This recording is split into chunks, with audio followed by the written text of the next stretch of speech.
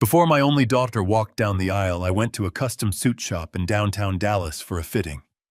Out of nowhere, the owner, a man I trusted for decades, grabbed my arm, shoved me into a pitch-black fitting room, and whispered, "There are things you need to know. Stay here, do not say a word. Trust me." I was completely confused, but I stayed quiet. Minutes later, the voices I heard through the thin mahogany paneling left me entirely frozen in place, my blood turning to absolute ice. "My name is Harrison Gallagher. I am 70 years old. I am a retired structural engineer who spent 40 years building commercial skyscrapers across Texas. I know how to spot a hairline crack in a foundation long before the entire building collapses. But God help me, I never saw the fatal crack in my own family until I was standing in the dark of that fitting room, listening to my future son-in-law calmly plot the murder of my only child. Tell me where you are listening from in the comments, and subscribe to hear how I tore this monster's life apart. It was a Tuesday afternoon, 4 days before the wedding. My daughter Maya was the center of my universe. Since my wife Martha passed away 7 years ago, Maya was all I had left. She was 32 years old, running her own art gallery, and blindingly happy. She was engaged to Preston Cole. Preston was 35, flashy, drove a European sports car, and wore expensive designer clothes. He claimed to be a wealthy tech investor from the East Coast. He had a smooth way of talking that felt a little too practiced, but Maya looked at him like he hung the moon. As a father, you try to suppress your cynicism when you see your daughter glowing with pure happiness. I wanted to believe he was a good man. I was paying for the entire wedding at an exclusive country club because I wanted to give her the world. That Tuesday, I drove my truck down to Dominic Rossi's tailor shop. Dominic is a master tailor and a close friend I have known for 25 years. When I walked through the glass doors of his shop, the brass bell chimed, and Dominic looked up from a large bolt of dark silk. The color instantly drained from his face. He rushed over, flipped the sign on the door to closed, and locked the deadbolt. Before I could ask what on earth was going on, he grabbed me tightly by the shoulders and forcefully steered me toward the back of the shop. Dominic pushed me into the deepest VIP fitting room, the one with heavy velvet curtains and solid mahogany walls. He looked me dead in the eye, his hands physically shaking on my arms. He told me to stay in the dark, to not make a single sound, no matter what I heard. He closed the door and locked it from the outside. I was furious and totally disoriented. I almost banged my fists on the wood, thinking my old friend had finally lost his mind. But then I heard the front door of the shop unlock and open. The brass bell chimed again. Footsteps echoed loudly on the hardwood floor. 2 pairs of shoes. I recognized the voices immediately. It was Preston, my future son-in-law, and Valerie. Valerie was Preston's older sister and his supposed business partner. She had flown into town a week ago to help with the wedding preparations. They walked right past my fitting room and stopped in the adjacent lounge area separated from me by nothing but an inch of decorative wood paneling. I stood there, in the pitch dark, holding my breath, waiting to hear what was so incredibly urgent that Dominic had to lock me away like a criminal. I thought maybe Preston was having financial trouble, or maybe there was some minor social scandal he wanted to hide from me. I was a practical man, fully prepared to solve a problem. I was absolutely not prepared for pure evil. Preston spoke first, his voice completely devoid of the charming, respectful tone he always used when speaking with me and Maya. He let out a low, arrogant laugh that made my stomach turn. He told Valerie they did not need to look at any fabric swatches today. He said the old man is completely clueless. He will sign the medical power of attorney at the rehearsal dinner, thinking it is just a standard trust fund setup to avoid taxes. I pressed my ear flat against the cold wood, my brow furrowing in the darkness. We had discussed a family trust to protect Maya's inheritance, but a medical power of attorney was never part of the original plan. Why would Preston need control over Maya's medical decisions? Valerie replied, her voice cold and sharp as a razor blade. She told Preston that was very good. She said as soon as the ink dries on that document, the $10 million life insurance policy becomes completely active. And then she said the words that literally stopped my heart from beating in my chest. She said, "Maya will not survive the hiking trip in the Swiss Alps. It is a tragic accident waiting to happen, and you will be the grieving widow holding all the cards." Preston chuckled again, a sickening, terrifying sound. He agreed, saying it was a brilliant plan. The air in my lungs turned to heavy ash. My legs felt like they were going to instantly give out beneath me. My mind raced back to the honeymoon plans. Preston had forcefully insisted on booking a remote, high-altitude hiking excursion in Switzerland, claiming it would be a romantic adventure. My beautiful Maya, who hated the cold and had zero mountain climbing experience, had reluctantly agreed just to make him happy. He was planning to push her off a mountain, and he needed me to blindly sign over my legal rights, so I could not intervene when she was brought into a foreign hospital on life support. They stayed in the shop for another 5 grueling minutes, calmly discussing the quickest way to liquidate my commercial real estate portfolio once they had complete control of my daughter's estate. Every single word they casually spoke was a heavy sledgehammer striking the foundation of my entire life. I did not move an inch. I did not breathe. I let the total darkness of that fitting room swallow my initial shock and carefully turn it into pure, unadulterated rage. I heard the shop door chime as they finally walked out into the daylight. Dominic immediately unlocked my door. He was sweating profusely, looking at me with absolute pity and terror. I did not say a word to him. I just reached out, gripped his shoulder in silent gratitude, and walked straight out the front door. I climbed into my heavy truck, gripping the leather steering wheel so hard my knuckles turned entirely white. I slammed my heavy boot on the gas pedal. I did not call the police. I did not have any recorded proof, only my word against theirs, and I knew Maya was completely under his manipulative spell. I sped straight through the Dallas traffic toward my daughter's apartment building. The rage burning in my chest was a living, breathing thing. I was going to kick her front door off its hinges. I was going to tear Preston apart piece by piece until he confessed everything. To any parent listening, never let the fear of pushing your children away stop you from trusting your ultimate gut feeling. Predators do not come with warning labels. They come disguised as everything your child has ever wanted. They use charm as a weapon and isolation as a daily tool. If someone enters your family and suddenly the dynamics turn completely toxic, if your child changes or starts pushing you away, do not politely step aside. Investigate. Ask the hard questions. Gather your evidence in the dark. It is always better to be a villain in their eyes for a single month than to mourn them for the rest of your life. If this story proved that a father's love is the ultimate shield, hit that like button right now. Subscribe to the channel to hear more stories of survival and absolute justice. Tell me in the comments, what city are you watching from today? See you in the next video. I parked my truck by the curb, ignoring the fire lane. My boots pounded against the concrete floor of the lobby as I ignored the concierge.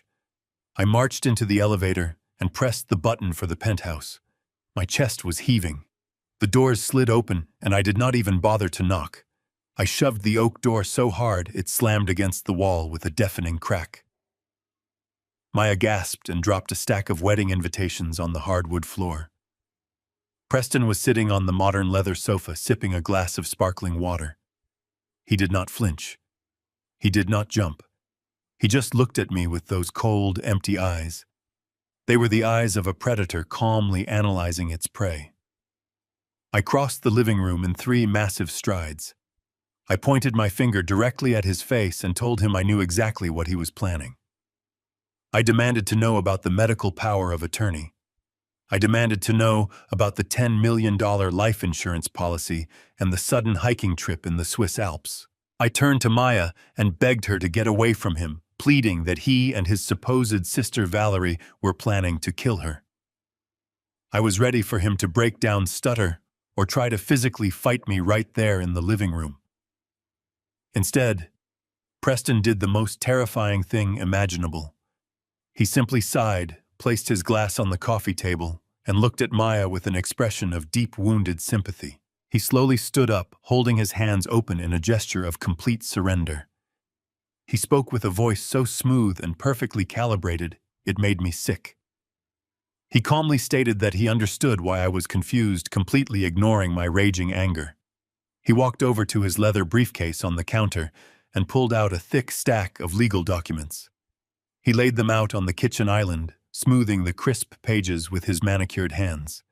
He turned to Maya, gently touching her arm to reassure her, and then he looked directly at me. He patiently explained that the trust fund paperwork was standard procedure for high-net-worth families entering a marriage.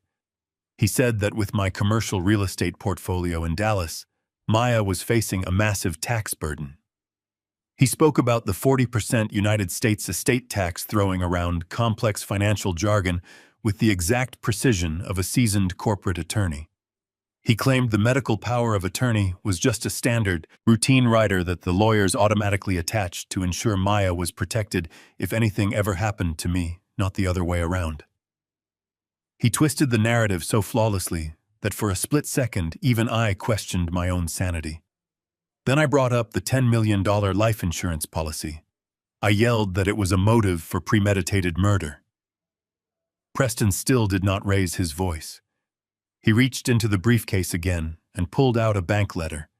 He explained, looking at Maya with absolute devotion, that the life insurance was a mandatory requirement from the private bank to secure the mortgage on the new Beverly Hills mansion he was buying for their future together. He said it was a financial safety net to ensure Maya would never be burdened with crippling debt if he passed away unexpectedly. He made it sound incredibly romantic. He made it sound like the ultimate act of a providing husband. As for the Swiss Alps, he smiled softly and reminded Maya that it was supposed to be a surprise. He explained it was a highly supervised guided luxury tour with professional Sherpas, not some dangerous solo mountain climb. He played the victim with chilling perfection. He looked at me with sorrowful eyes and quietly asked why I hated him so deeply that I would invent a murder plot just days before the happiest moment of their lives. I turned to my daughter, desperately expecting her to see through on his smooth lies. I begged her to listen to me, trying to tell her about Dominic the tailor shop and the terrifying conversation I had just heard in the fitting room. But when I looked into Maya's eyes, I did not see the little girl I had raised and protected. I saw a complete stranger consumed by a carefully constructed illusion. Her face was flushed with intense anger. Her hands were trembling, but she was entirely furious with me. She stepped squarely in front of Preston, shielding him from my anger. She told me I had completely lost my mind. Her voice cracked as she brought up her mother. She said that ever since Martha died 7 years ago, I had become paranoid, suffocating, and controlling. She accused me of trying to ruin her happiness because I was terrified of being alone in my old age. Every single word she spoke was a dagger precisely aimed at my deepest emotional vulnerabilities. I tried to speak, to explain the coldness in Valerie's voice, the sheer malice I had heard through that wooden wall. But Maya forcefully held up her hand, refusing to listen to another word. She said I had spent my entire life building cold, lifeless steel structures, and now I was trying to tear down the only beautiful thing she had ever built for herself. She cried bitterly, saying Preston had done nothing but support her and love her unconditionally, while I was acting like a crazy old man trying to sabotage her future. The betrayal in her eyes was devastating. She pointed a shaking finger toward the open doorway of the penthouse. She screamed that I was ruining her life and destroying her wedding. She told me to leave and not come back until I was ready to apologize and accept the man she loved. I stood there looking at the two of them. Preston wrapped his arms around her shoulders, kissing her head while she sobbed into his chest. Over her shaking shoulder, he looked right at me. A slow, chilling smirk crept across his face. It was the undeniable smirk of a man who knew he had won the first battle. I realized in that exact moment that fighting him in the open would only push Maya further into his deadly trap. If I kept pushing, she would cut me off completely, and she would die in those freezing mountains. I turned and slowly walked out of the apartment, the heavy oak door clicking shut behind me. I stood completely alone in the quiet carpeted hallway. I was cut off from my only child. I had absolutely no evidence to take to the police. I had no allies left in her life.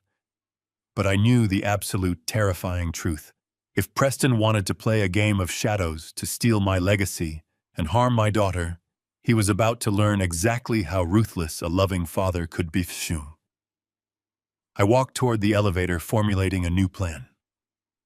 I was going to systematically dismantle his entire existence piece by piece until he had absolutely nothing left in this world to hide behind anymore. I spent a sleepless night staring at the ceiling, forcing my bruised ego to submit to cold logic.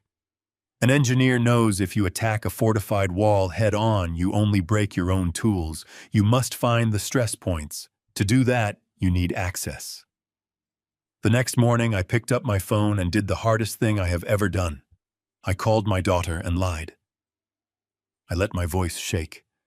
I forced a pathetic, trembling tone that made me sound incredibly old. I apologized profusely for my outburst.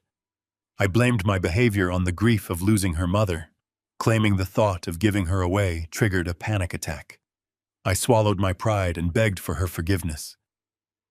Maya hesitated, her voice laced with suspicion, but her heart is inherently good. She sighed, her tone softening, and invited me to join them for Sunday brunch at the country club to clear the air. She said Preston encouraged her to give me another chance.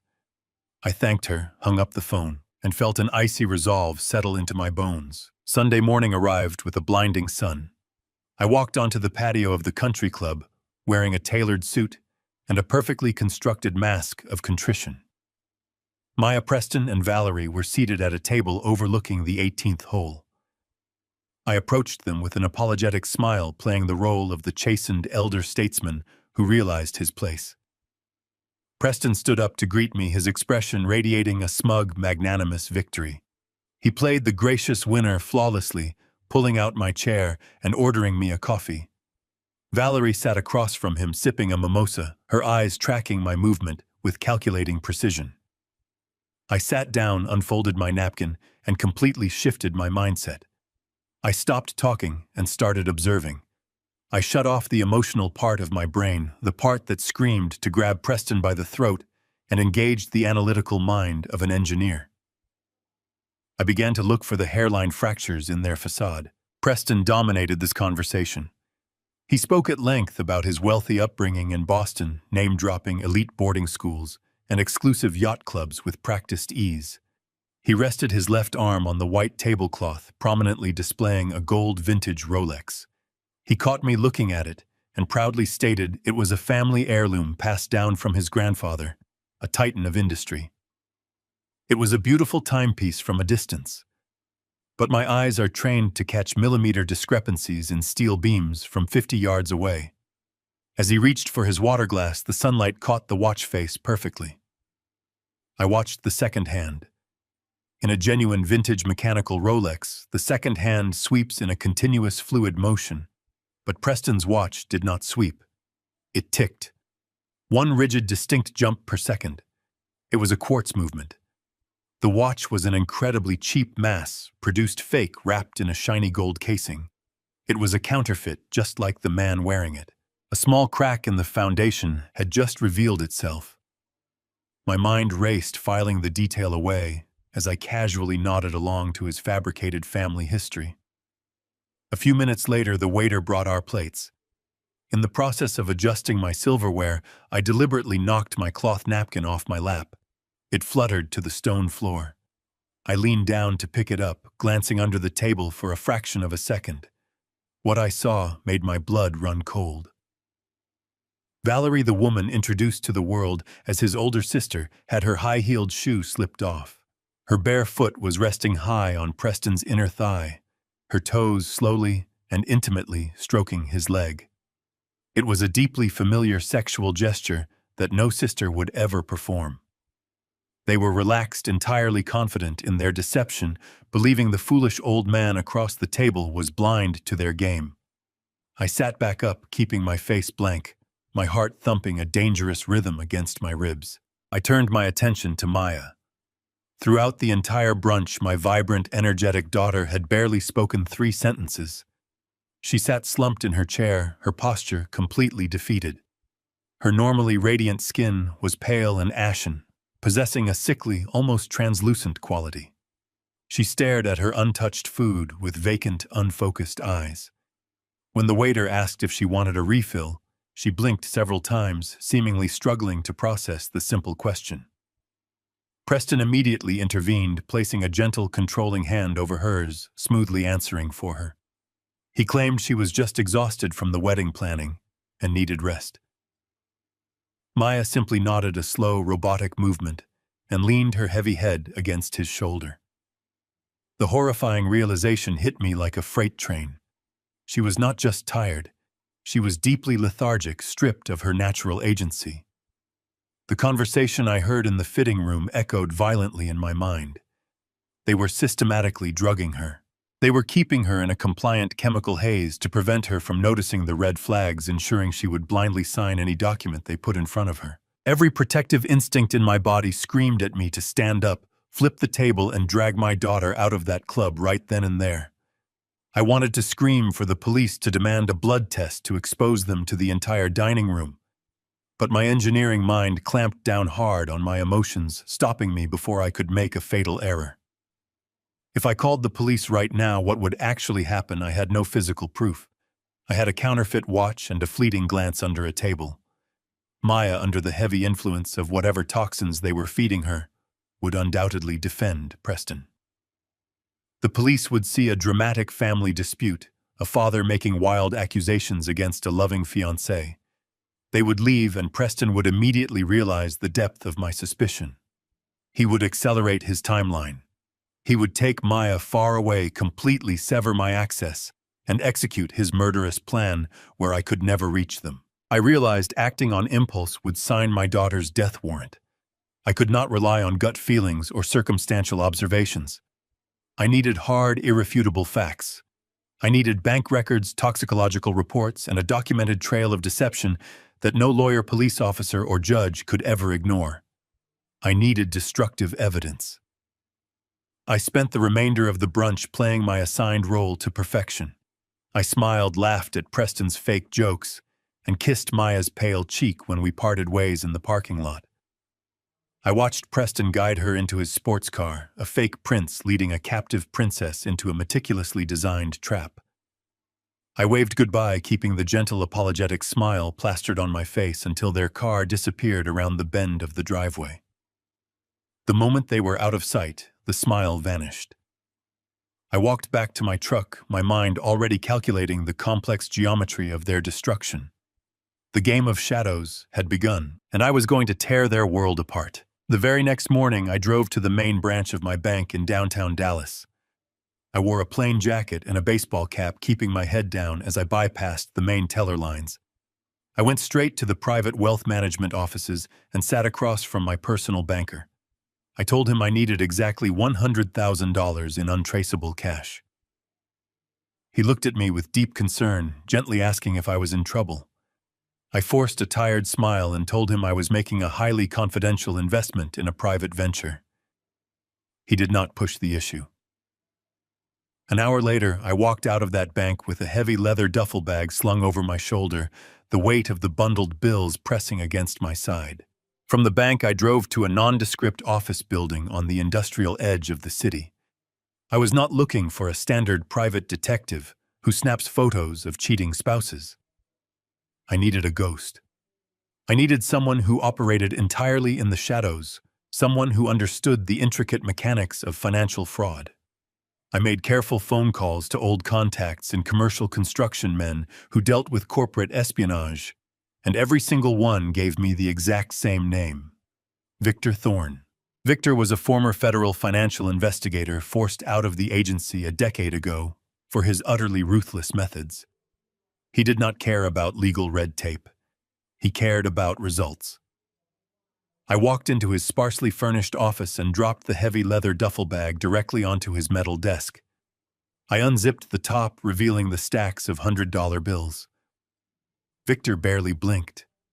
He leaned back in his creaking chair and asked me who we were destroying today. I told him everything. I detailed the conversation in the tailor shop, the fake watch, the suspicious legal documents, and the terrifying physical state of my daughter. Victor listened in absolute, calculated silence. When I finished, he simply nodded, pulled a clean notepad from his drawer, and told me we were going to trace every single breath this man had ever taken. Before Victor and I could make a move, I needed to create a massive diversion. I needed Preston to feel completely victorious and entirely safe. I drove back to my house, packed a large golf bag, and deliberately called Maya while I was putting my clubs in the trunk. I made sure my voice sounded thoroughly defeated, playing the role of the broken father who had finally accepted defeat. I told her our terrible argument had shaken me to my core, and I was letting my grief over her mother ruin the most important week of her life. I said I was flying down to a secluded golf resort in Florida to cool off, clear my head, and prepare myself to walk her down the aisle with a genuine smile. Preston was in the background. I could hear him urging Maya to put me on speakerphone. He chimed in, his voice dripping with fake, sugary concern. He told me it was a fantastic idea, assuring me that Florida would be exactly what I needed to relax.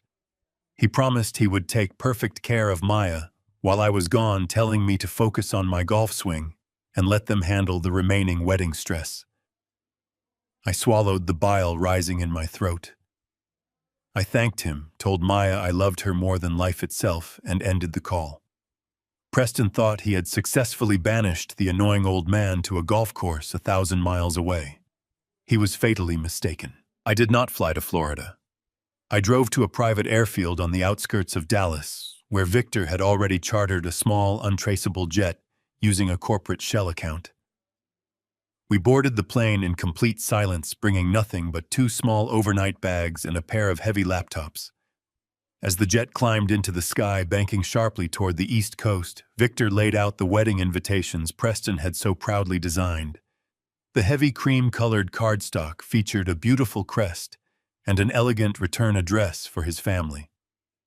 Preston had relentlessly bragged about his generational wealth, claiming his family owned a massive historic estate in one of the most exclusive old money neighborhoods in Boston. He spun elaborate tales during dinner parties about growing up in a sprawling stone mansion with manicured gardens and luxury cars. He said his parents were touring Europe and would fly directly into Dallas just in time for the rehearsal dinner. It was a perfectly constructed narrative designed to make my daughter feel like she was marrying royalty. But as Victor typed furiously on his laptop, tapping into restricted databases using backdoors, the federal government thought they had closed years ago, the cracks began to multiply. Victor pulled up property tax records, municipal utility bills, and zoning permits. The Boston address on the wedding invitations did not belong to the Cole family. There was absolutely no record of a wealthy Cole family existing anywhere in that prestigious zip code for the last 50 years. We landed in Boston under a heavy overcast sky.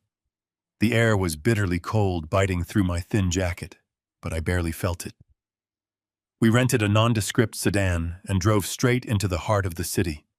I navigated the narrow, winding streets, clutching the steering wheel as the GPS guided us closer and closer to the address printed on the elegant wedding invitations. My heart pounded a relentless rhythm against my ribs. We turned off the main affluent boulevard and drove down a declining industrial side street. The grand historic mansions with sprawling lawns quickly gave way to cracked sidewalks and tall chain-link fences. I pulled the sedan to a slow, creeping halt at the exact coordinates Preston had given the entire world. I put the car in park and stared out the windshield in absolute horrifying disbelief. There was no historic stone mansion. There were no manicured gardens or grand libraries. The address belonged to a dilapidated abandoned strip mall. The windows were boarded up with rotting plywood covered in peeling graffiti and faded gang signs. The parking lot was a sea of cracked, weed-choked asphalt littered with broken glass and rusted shopping carts. The specific unit number listed as his family estate was nothing but a tiny ruined storefront that used to be a discount liquor shop, its faded awning sagging dangerously toward the very ground beneath it. Victor sat quietly in the passenger seat, his dark eyes locked on the completely desolate scene before us. He slowly closed his heavy laptop and turned to look directly at me. The silence in the small car was thick and heavy, suffocating me with the sheer, terrifying magnitude of the entire deception. Preston was not a wealthy tech investor from an old money family. The man currently sleeping next to my heavily drugged daughter, the man systematically preparing to take full control of her entire life, did not actually exist. The upcoming wedding was a complete lie, and Preston was an absolute terrifying ghost. Victor did not waste a single second staring at the ruined building. He flipped his heavy laptop open again, the pale light of the screen casting long shadows across his focused face. His fingers flew across the keyboard with a practiced, terrifying speed. He bypassed the standard public directories and tapped directly into the municipal tax registries and property ownership archives.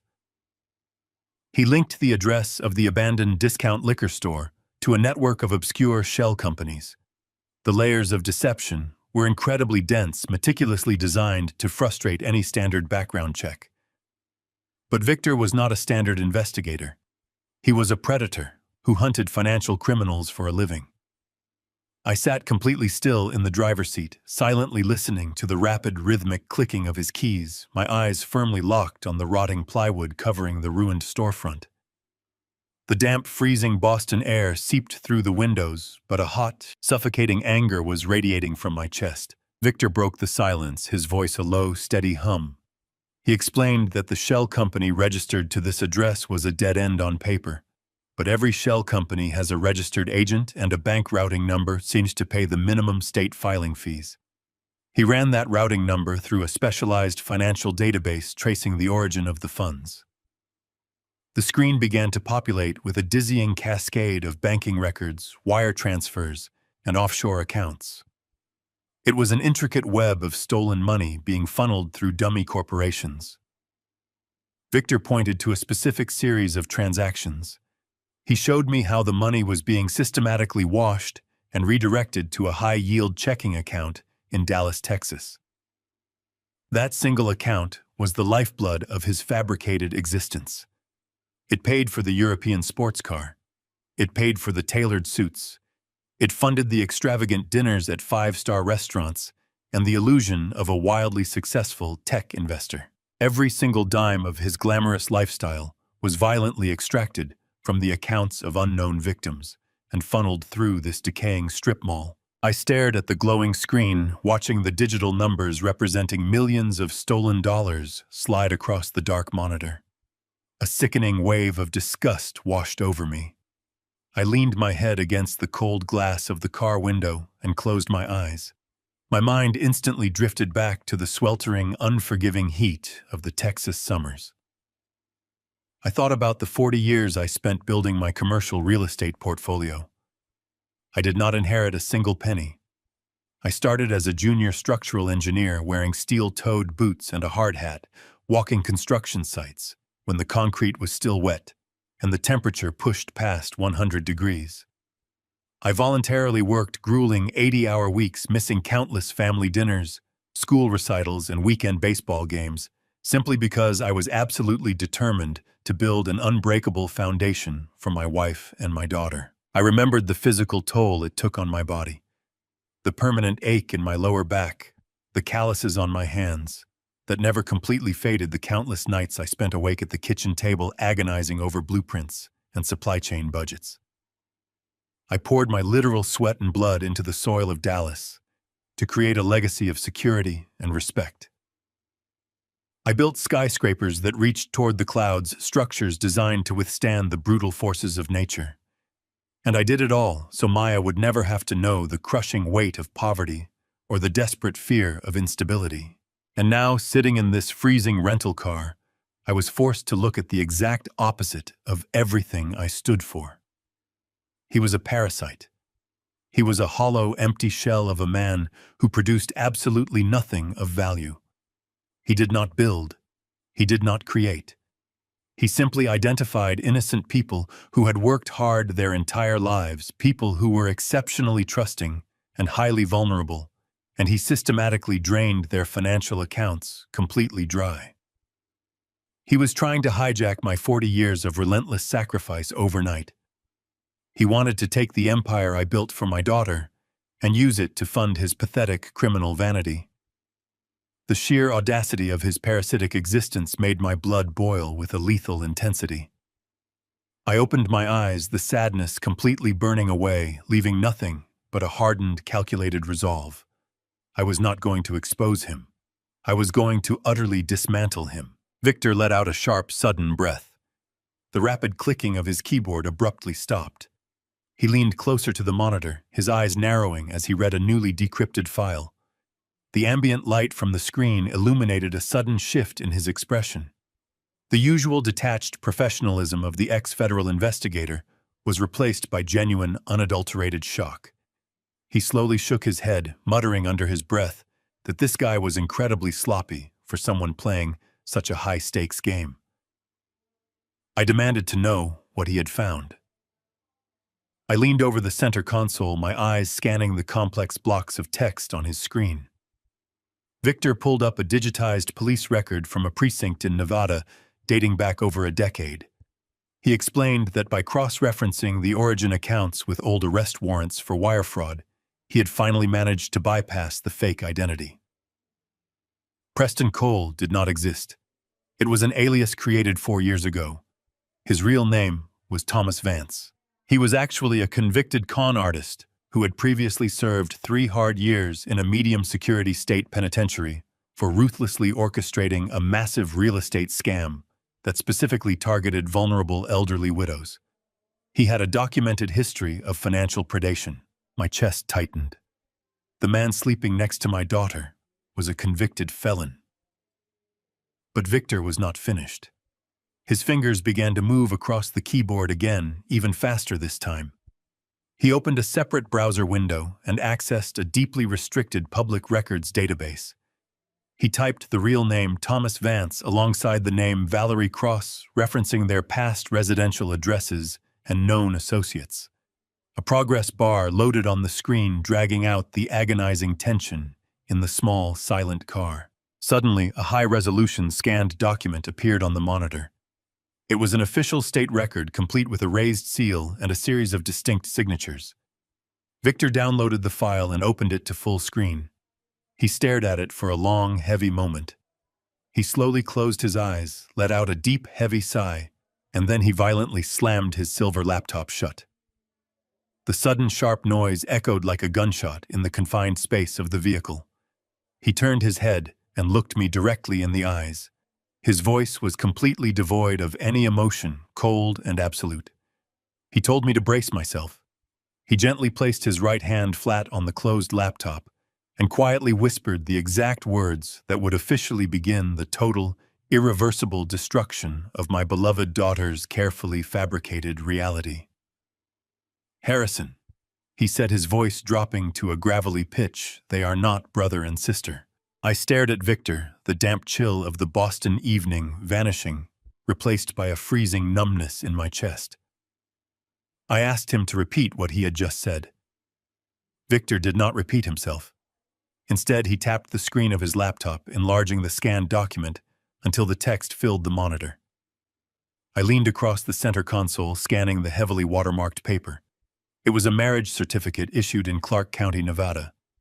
The date stamped at the top showed it had been filed exactly 8 years ago. My eyes tracked down to the signatures at the bottom. The first signature belonged to Thomas Vance, the convicted felon I knew as Preston Cole. The second signature belonged to Valerie Vance, the woman currently staying in my daughter's guest room, eating our food and posing as his loving, supportive older sister. They were not siblings. They were legally bound husband and wife. The sheer depravity of their deception washed over me like a physical blow. My mind flashed back to the country club brunch, to the horrifying image of Valerie rubbing her bare foot against Preston's thigh under the white tablecloth, while my beautiful drugged daughter sat across from them. Victor kept his voice low and steady, analyzing the situation with the detached precision of a seasoned investigator. He explained we were looking at a highly organized, deeply experienced grifter team. He pulled up a secondary file outlining a pattern of behavior that made my blood run cold.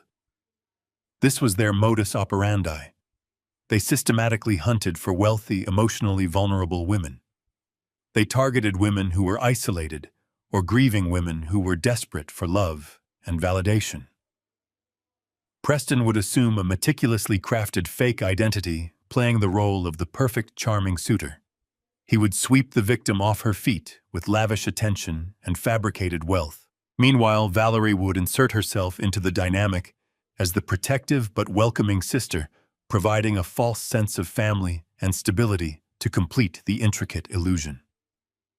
Once the trap was set and the victim was fully isolated from her real family and friends, they would strike with absolutely zero mercy or hesitation. But this time, Victor noted his eyes dark and serious. The stakes were infinitely higher. Maya was not just a wealthy mark with a healthy savings account. Maya was the sole heir to a commercial real estate empire I had spent 4 decades building from the dirt up. And more importantly, she was about to be tied to a newly minted $10 million life insurance policy. They were not just planning to steal her money, take my properties, and run. They were planning to steal my entire legacy and then execute my only child in the freezing mountains of Switzerland to cash out the ultimate prize. I sat back against the stiff fabric of the passenger seat, struggling to pull oxygen into my burning lungs. I had spent my entire life calculating load-bearing walls, assessing stress points, and reinforcing foundations with solid steel. I knew how to protect structures from hurricanes and earthquakes, but nothing had prepared me for the structural collapse of my own family. The monsters were already inside the house. They were sleeping under my daughter's roof, slowly poisoning her mind and body with whatever toxic cocktail they were slipping into her daily routine. I closed my eyes, fighting back a sudden, overwhelming surge of tears. I could not cry. I could not afford the luxury of grief or panic. Maya needed an engineer right now. She needed a father who could build a trap so devastating and airtight that these parasites would never see the light of day again. Victor broke into my thoughts, asking how we should proceed. He suggested we take this newly discovered marriage certificate straight to the local authorities, hoping they could arrest Preston on outstanding warrants or parole violations under his real name. I shook my head, my jaw set with absolute unshakable determination. I told Victor an arrest for an old wire fraud charge would only put Thomas Vance away for a few short months. Valerie would post his bail and they would disappear into the wind, forever vanishing before I could secure Maya's safety. I needed them to face justice for attempted murder. I needed to expose their active conspiracy in a way that left zero room for legal maneuvering or lenient plea deals. I told Victor we were sticking to the original plan.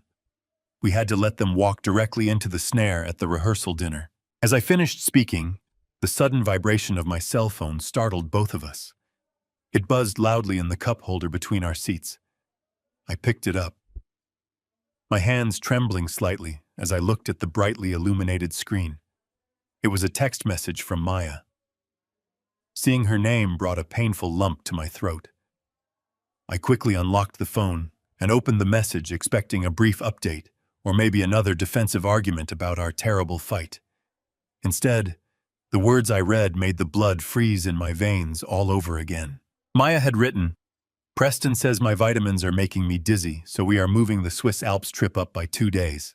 We leave right after the reception. I read the text a second time, and then a third, my eyes burning into the glowing white letters. Preston was accelerating the timeline. He knew the heavy sedatives and beta blockers he was feeding her were taking a visible toll. He knew she was becoming dangerously weak, perhaps too weak to stand through a long wedding reception. Or maybe he had sensed my sudden shift in demeanor during the brunch and realized his window of absolute safety was rapidly closing. Whatever his reasoning, he had panicked. He was manipulating her into leaving the country immediately after the reception, completely bypassing the 2-day grace period we had originally planned around. He was removing her from American soil, away from my protection, away from American law enforcement, faster than I had anticipated. I handed the phone to Victor. He read the short message in silence, his jaw tightening. He looked at me, confirming the terrifying reality of our new situation. The window for our counterattack had just violently slammed shut by 48 hours. We lacked the time to prepare our evidence with the authorities. We were now operating on an incredibly dangerous, highly compressed schedule. The rehearsal dinner was no longer just the final piece of the trap. It was the absolute deadline. If I did not stop them there, if I failed to execute the plan perfectly, Maya would be on a private jet to Europe by midnight, and I would never see my daughter alive again. I took a deep, shuddering breath, the cold Boston air filling my lungs. I turned the key, and the heavy engine roared. I shifted the heavy rental car into drive.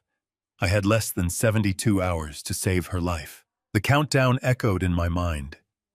There was absolutely no time to process the sickening reality of the marriage certificate or the depth of their deception. I looked at Victor in the cold rental car and told him we needed to be back in Texas before sundown. We abandoned the Boston Strip Mall and drove back to the private airfield. The flight to Dallas was agonizingly silent. I visualized the layout of the penthouse I paid for, calculating blind spots, preparing myself. I was no longer just an angry father attempting to protect his daughter. I was an engineer dismantling a hostile structure from the inside out. As soon as the wheels touched the tarmac in Texas, Victor opened his laptop and accessed the cellular tracking software he used to locate financial fugitives. Within minutes, he confirmed that Preston and Maya were across town at a bakery for a final cake tasting. Valerie was registered at a bridal boutique, picking up last-minute alterations. The penthouse was completely empty, but the window of opportunity was terrifyingly narrow. I left Victor parked 2 blocks away from the luxury high-rise and walked toward the building with my head down. I bypassed the main lobby entirely, utilizing the underground service entrance I remembered from the original construction blueprints. I slipped into the freight elevator and rode it up to the penthouse level, my pulse pounding a steady rhythmic drum against my ribs. When the heavy metal doors slid open, I stepped out into the quiet carpeted hallway. I stood before the massive oak door of their apartment. Preston had bragged about installing a military-grade smart lock system. To a structural engineer who spent decades designing commercial security access points, it was simply a puzzle waiting to be solved. I knelt down and examined the digital keypad and the underlying mechanical tumbler. I pulled a small tension wrench and a bypass probe from my pocket. I inserted the probe into the tiny maintenance gap beneath the housing, feeling for the magnetic catch. With a slow, deliberate twist of my wrist, I disrupted the current just long enough to disengage the deadbolt. The heavy door clicked open with a soft, yielding sigh. I stepped inside, closing the door silently behind me. The apartment smelled of expensive vanilla candles and impending doom. I did not waste a single second looking at the wedding gifts piled in the living room. I moved with silent, purposeful strides directly toward the master suite, seeking the room Preston had claimed as his private home office. I turned the handle and pushed the door open. The space was meticulously organized, projecting the false image of a highly successful executive. I began my search systematically. I checked the drawers, the filing cabinets, and the false bottoms of the desk, finding nothing. Preston was a convicted con artist. He would never leave his most dangerous secrets sitting in a standard drawer. He needed a secure, hidden anchor. I stepped back and evaluated the room through the eyes of a builder. I calculated the square footage, comparing the interior dimensions of the office to the hallway outside. There was a discrepancy. The wall behind his mahogany desk was nearly 8 inches thicker than the architectural standard. I moved around the desk and ran my hands over the smooth drywall. I tapped my knuckles against the surface. About 3 feet from the floor, the sound shifted from a hollow echo to a dull, dense thud. I felt along the baseboard and found a nearly invisible seam. I pressed my fingers firmly against the edge of the panel, and a small section of the wall popped open on a hidden spring hinge. Behind the panel sat a heavy fireproof steel safe. It was a mechanical combination dial, not a digital keypad. My breathing grew shallow as I knelt in front of it. Cracking a mechanical safe requires absolute silence and a deep understanding of friction mechanics. I pressed my ear directly against the cold steel door, closing my eyes to isolate my hearing. I grasped the dial and began to turn it with agonizing slowness. I listened for the microscopic metallic clicks of the internal tumblers falling into place. It was a game of tactile feedback, feeling the slight drag of the locking mechanism as it engaged the pins. The first number hit with a heavy click. I reversed the rotation, feeling the precise moment the second pin caught. I turned the dial one final time to the right. The third click echoed loudly in my own ears. I pulled the heavy handle downward, and the steel door swung open, revealing the dark interior. I reached inside the safe and pulled out a small black plastic tray. Resting in the center of the tray was a cheap, disposable burner phone. But the object sitting right next to the phone was what made my blood freeze solid. It was a standard amber prescription bottle stripped of any pharmacy labeling. Instead, a piece of white masking tape was wrapped around the plastic. The label simply read, "Maya's Supplements." I unscrewed the child-proof cap with trembling fingers. Inside the bottle was a collection of heavy, unmarked blue capsules. These were not vitamins. These were the chemical chains binding my daughter to her executioner. I quickly tipped the bottle over, stealing exactly 2 of the blue pills and slipping them deep into my breast pocket for toxicological testing. I screwed the cap back on and placed the bottle exactly where I had found it. A sharp sound shattered the absolute silence of the apartment. The private elevator chimed through the penthouse. Panic flared hot in my chest. They were back early. I shoved the plastic tray back into the safe, slammed the heavy steel door shut, and kicked the hidden wall panel back into place. I scrambled to my feet, my heart hammering violently against my sternum. I could hear the front door unlocking. I heard Preston's smooth voice echoing in the entryway.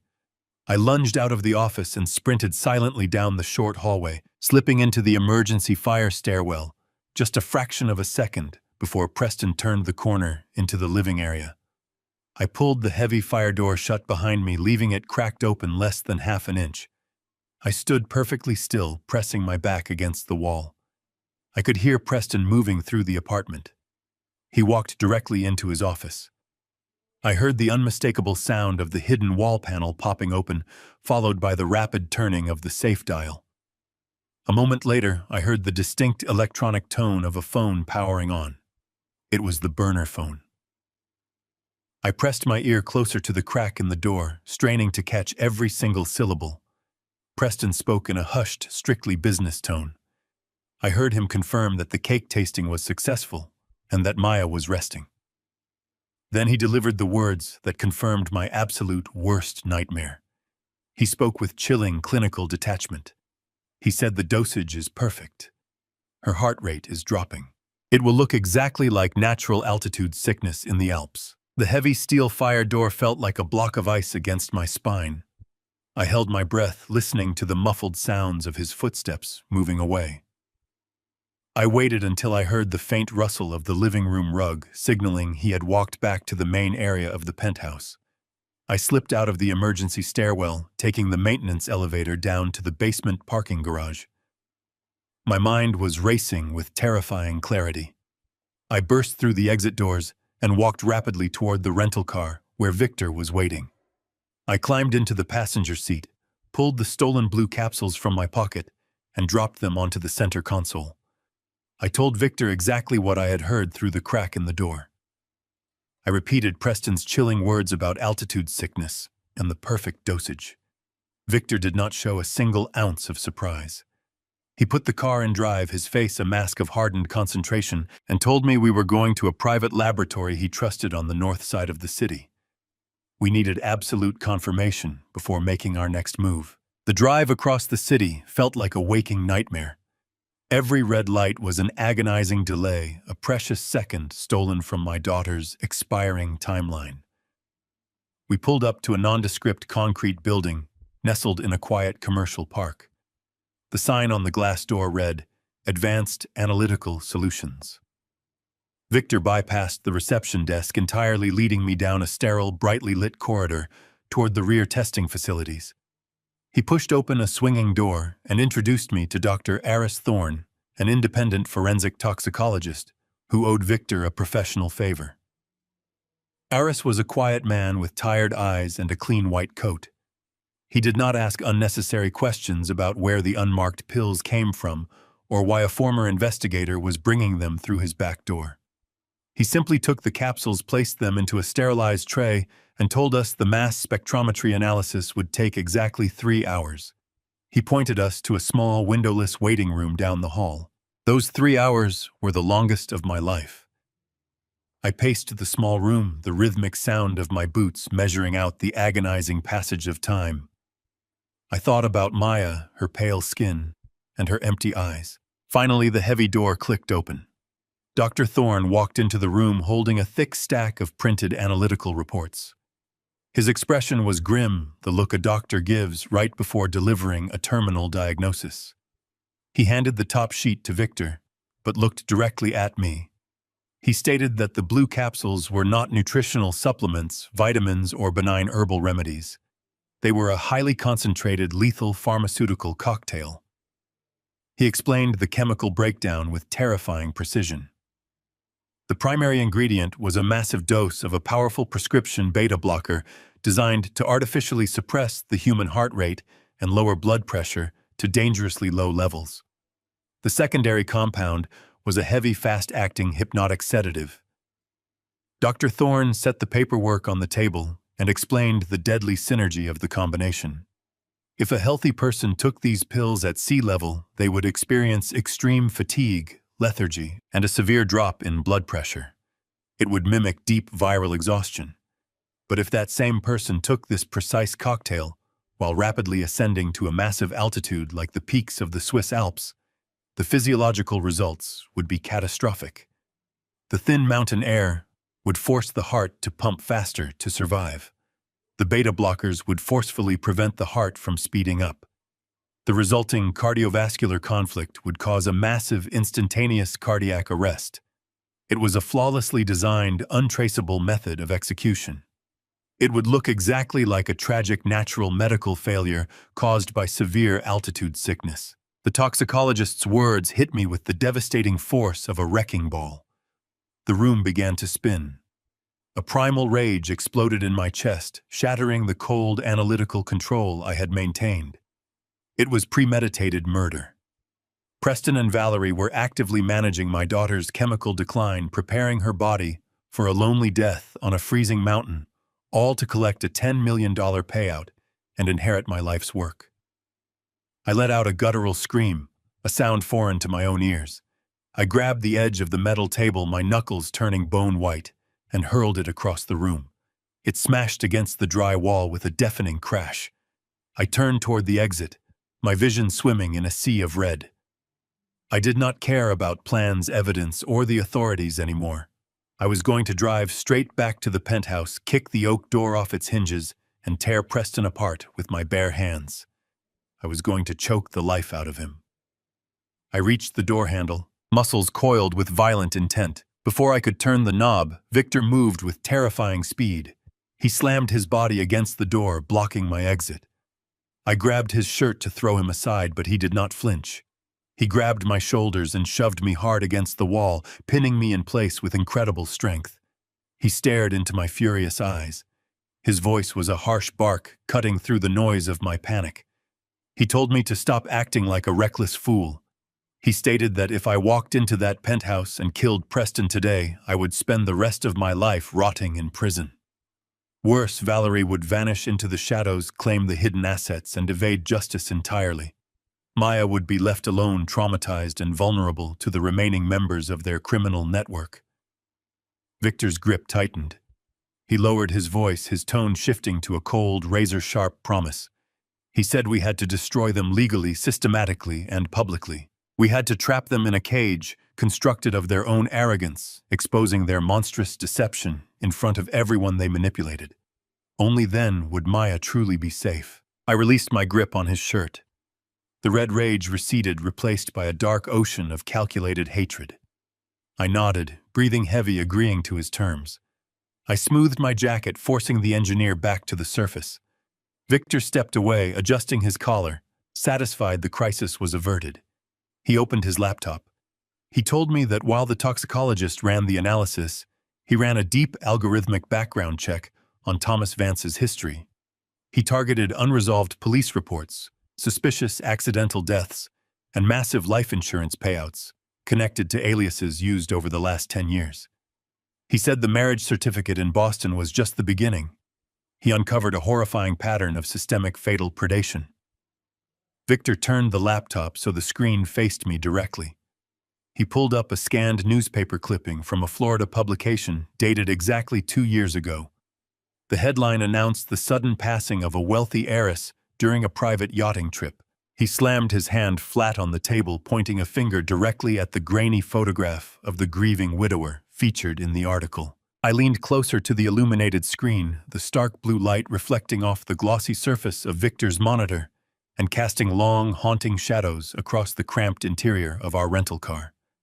The headline practically screamed at me from the digital archive, the bold black letters burning a permanent image into my retinas.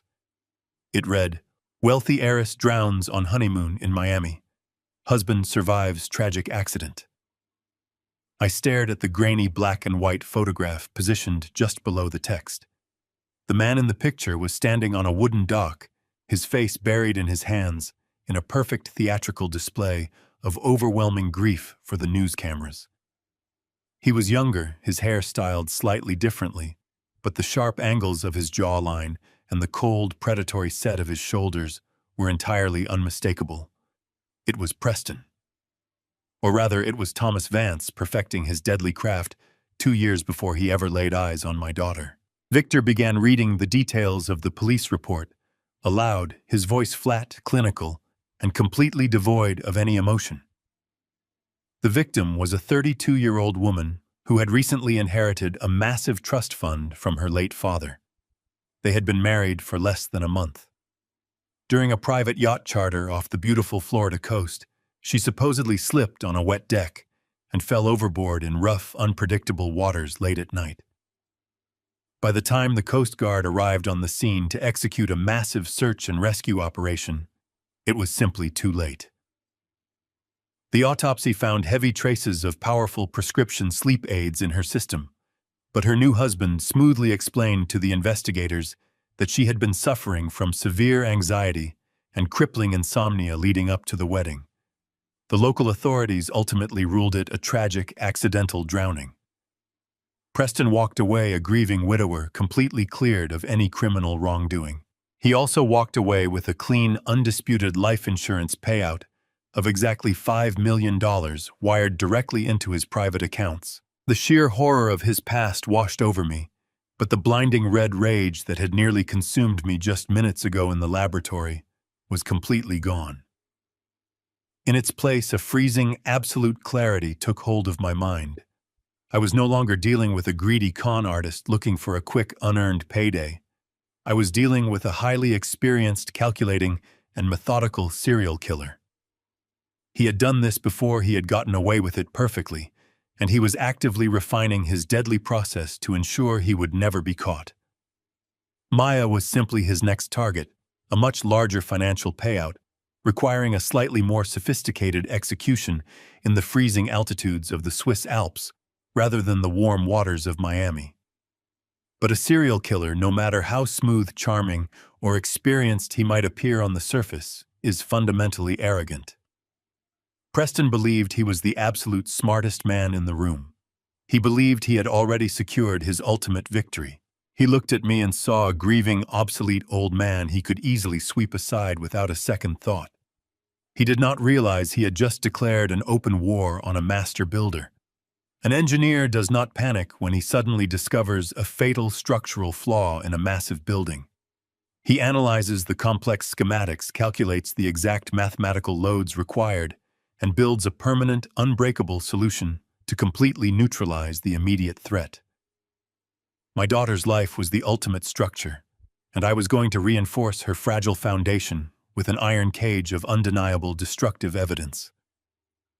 I was going to construct a trap so meticulously detailed, so absolutely airtight, from every conceivable angle, that Preston would never see the sun again. I told Victor to print every single page of the Florida police report and carefully package it with the toxicologist's lethal chemical analysis. I grabbed my phone and immediately called the personal number for Richard Lawson. Richard had been my trusted personal estate attorney for over 25 years. He was a brilliant, razor-sharp legal mind who had expertly helped me navigate the complex zoning laws and massive corporate acquisitions that successfully built my entire commercial real estate empire. I told him it was an absolute matter of life and death, and I demanded he meet me at his private office in downtown Dallas immediately. The long, agonizing flight back to Texas was a complete blur of cold, calculated strategy. I walked into Richard's beautiful mahogany-paneled office just as the morning sun was beginning to rise over the sprawling city skyline. I did not waste a single second of our time with useless pleasantries or trivial small talk. I dropped the thick, heavy manila folder Victor had prepared directly onto the center of his polished desk. But before Richard could even attempt to look at the criminal background checks or the horrifying lethal chemical reports, I pulled a separate, perfectly crisp document from my inside suit jacket pocket. It was the terrifying medical power of attorney Preston had practically shoved in my face during our intense emotional confrontation at the penthouse. I told Richard that Preston vehemently claimed this document was merely standard procedure to protect Maya's personal assets and ensure her medical care in case of a routine unexpected emergency. I demanded Richard read every single line, every hidden clause, and every obscure footnote of the complex legal jargon. Richard adjusted his glasses and began to diligently scan the document. The large room was absolutely silent, save for the faint hum of the air conditioning unit and the sharp rustle of the thick legal paper. I watched his eyes dart back and forth across the heavily typed pages. At first, his expression was completely neutral, analyzing the text with his usual professional detachment. But as he reached the third page, a sudden dramatic shift occurred. The healthy color began to rapidly drain from his cheeks, his jaw dropped slightly, and a thin layer of cold sweat formed on his forehead. He read the final paragraph again, tracing the tiny print with his index finger, as if he could not believe the words printed before him. He slowly lowered the document to the smooth leather surface of the desk, removing his glasses with a violently trembling hand. He looked up at me, his eyes wide with genuine, undisguised horror. His voice shook as he finally broke the heavy silence of the office. He told me that this was not a standard protective medical proxy. It was an irrevocable ironclad death warrant wrapped in deeply deceptive legal terminology. Richard leaned forward, gripping the edges of his desk, and delivered the devastating truth. He said, "Harrison, if you allow Maya to sign this document, Preston is granted absolute, uncontested medical authority over her life. If she suffers a cardiac event and goes into a coma on that mountain, he has the sole legal right to pull the plug immediately. The document specifically strips you of all parental intervention rights. You will have absolutely zero say, and he will legally murder her while the doctors simply stand back and watch." The silence in Richard's mahogany-paneled office was absolute. I stared at the terrifying piece of paper resting on his desk, feeling a strange, paradoxical sense of calm wash over my entire body. A lesser man would have torn the document to shreds. A terrified father would have immediately called the police to stop the wedding by force. But I am an engineer. When you discover a structural vulnerability in an enemy stronghold, you do not board up the tunnel. You wire it with explosives and wait for them to walk inside. I looked Richard directly in his pale, terrified eyes and told him we were not going to block the medical power of attorney. Richard physically recoiled, reminding me that signing this document was signing my daughter's death warrant. I raised my hand to silence his rising panic. I explained that Preston was a meticulous, calculating predator who anticipated resistance. If I suddenly blocked his carefully drafted legal trap, he would immediately realize his cover was blown. He would abort the operation, drain whatever accounts he currently had access to, and vanish into the shadows before we could mount a proper offensive. I needed him to believe he had won. I needed him to feel the intoxicating rush of absolute victory. I instructed Richard to draft a secondary, highly complex legal maneuver, a poison pill clause deeply buried within a completely separate trust fund document that Preston would also be required to sign at the rehearsal dinner. This invisible clause would not only immediately nullify the medical power of attorney the second his pen left the paper, but it would also instantly trigger a complete asset freeze on every single account associated with his name. Richard's breathing steadied as his brilliant legal mind grasped the sheer devastating elegance of the trap. He slowly nodded, a grim, determined smile creeping across his face. He promised the clause would be completely undetectable to anyone but a seasoned trust attorney. I left Richard furiously typing at his desk and drove straight to the heavily fortified federal building in the center of the city. I was not going to walk into a public lobby and file a generic complaint with a low-ranking desk agent. I bypassed standard security protocols and used a private phone number I had saved for 15 years. I called Marcus Thorne, the local field director for the Federal Bureau of Investigation.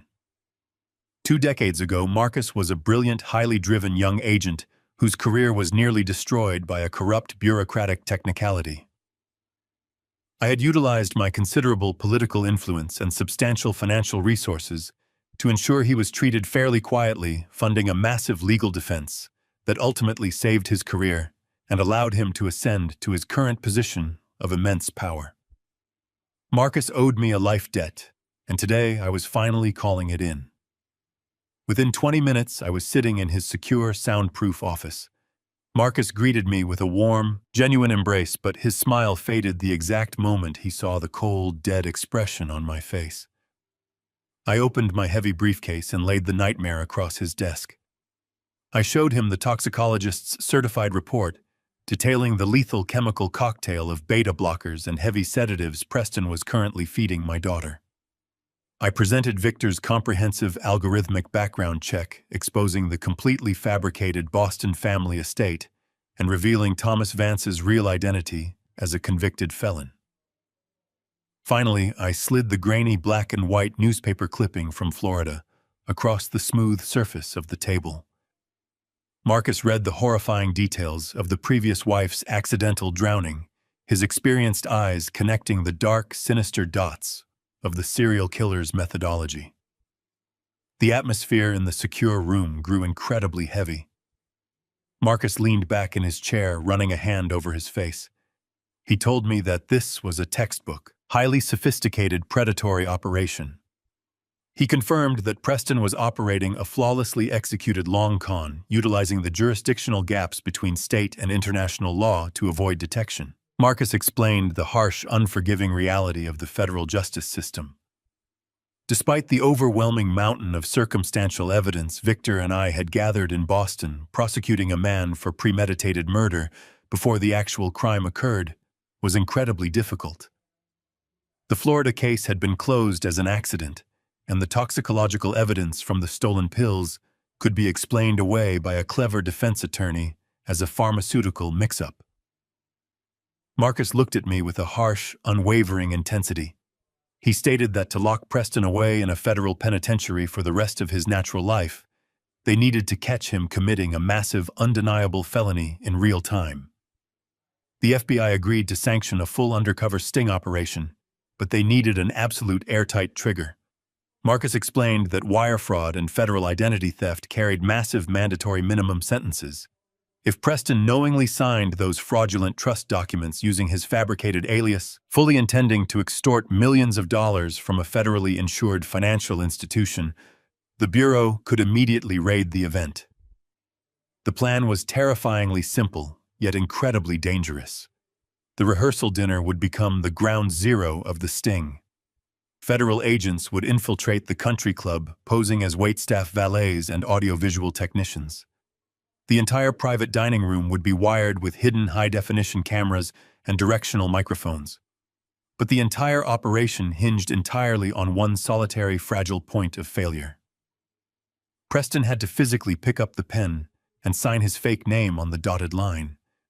He had to feel completely safe, utterly confident, and entirely victorious in the exact moment he committed the fraud. If he sensed even a fraction of a millimeter of danger, if he detected a single microscopic flaw in the environment, he would refuse to sign, and the entire federal trap would instantly collapse. The immense gravity of the situation settled onto my shoulders like a suffocating blanket of lead. I left the massive federal building and drove slowly toward my expansive, empty home. The sun was beginning to dip below the Texas horizon, casting long, bloody streaks of orange and violent red across the sprawling evening sky. The rehearsal dinner was scheduled to begin in less than 4 hours. I walked into my quiet master bathroom and splashed freezing cold water over my utterly exhausted face. I stared at my own reflection in the mirror, watching the droplets of water trace the deep, aging lines around my eyes. I had to walk into an elegant, crowded dining room and break bread with the monster who was planning to murder my only child. I had to clink champagne glasses, deliver a touching, heartfelt speech, and look directly into the cold, dead eyes of a serial killer, without showing a single, solitary trace of the blinding volcanic rage boiling inside my chest. If my smile faltered for a second, if my hands trembled, or if my voice carried even a hint of venom, Preston would immediately spook and run. I adjusted my silk tie, buried the terrified father deep inside, and resurrected the ruthless, calculating engineer. I turned away from the mirror and walked out the door. The drive from my silent estate to the grand ballroom of the 5-star hotel in downtown Dallas took exactly 45 minutes. I used every single second of that commute to bury my paternal rage under a thick, impenetrable layer of projected resignation. I handed my keys to the valet, making sure my shoulders were noticeably slumped and my steps were heavy and labored. I walked through the towering glass doors and into the lavishly decorated foyer. The rehearsal dinner was a spectacular display of manufactured wealth entirely funded by my own accounts. 150 of the most elite, influential citizens in the city were gathered in the room. There were prominent real estate developers, local politicians, and wealthy socialites, all dressed in their finest evening attire. They were casually sipping expensive champagne and exchanging pleasantries, completely unaware that they were merely background extras in a meticulously staged theater of deception. I paused at the arched entrance of the ballroom, taking a deep breath to steady my racing heart. I let my face fall into a mask of complete emotional exhaustion. I was no longer the sharp, commanding engineer who built skyscrapers. I was just a tired, defeated old man who had finally surrendered his entire legacy to the passage of time. I slowly navigated through the sea of elegantly dressed guests, offering weak, polite smiles to my colleagues and business partners. The gentle hum of classical music and polite conversation filled the cavernous room. Before I could reach the private head table, a smooth, deeply familiar voice cut through the noise. Preston materialized from the crowd wearing a custom-tailored tuxedo that fit his athletic frame flawlessly. He stepped directly into my path, a wide, magnanimous smile plastered across his handsome face. It was the radiant, utterly terrifying smile of a predator who firmly believed he had already consumed his prey. He reached out and grasped my hand in a firm, completely dominant handshake, his other hand coming up to forcefully pat my shoulder. He thanked me loudly for coming, projecting the image of a gracious, forgiving son-in-law for the benefit of the surrounding guests. He leaned in close, his breath warm against my ear, and quietly whispered that he was glad I had decided to be reasonable. He smelled of expensive cologne and sheer, unadulterated arrogance. I swallowed my disgust, forcing my eyes to lower in a display of total submission. I told him quietly that I only wanted my daughter to be happy. As Preston released my hand, Valerie glided over her movements, fluid and practiced. She wore a stunning crimson evening gown that commanded the attention of half the room. She held 2 crystal flutes filled with bubbling champagne. Her dark eyes locked onto mine, gleaming with a barely concealed ravenous greed. She extended her manicured hand, offering me a glass with a perfectly rehearsed expression of familial warmth. She told me how thrilled they were to merge our families tonight, her voice dripping with artificial sweetness. I accepted the delicate flute, my fingers brushing against hers. I knew the horrifying truth about the woman standing before me. She was not a supportive older sister welcoming me into her circle. She was the hardened, calculating wife of a convicted felon, a willing accomplice to serial murder, eagerly anticipating her massive financial payout. I forced a polite nod, thanking her for her supposed kindness, and brought the glass to my lips without allowing a single drop of the liquid to pass my teeth. I carefully placed the untouched champagne on a passing waiter's tray.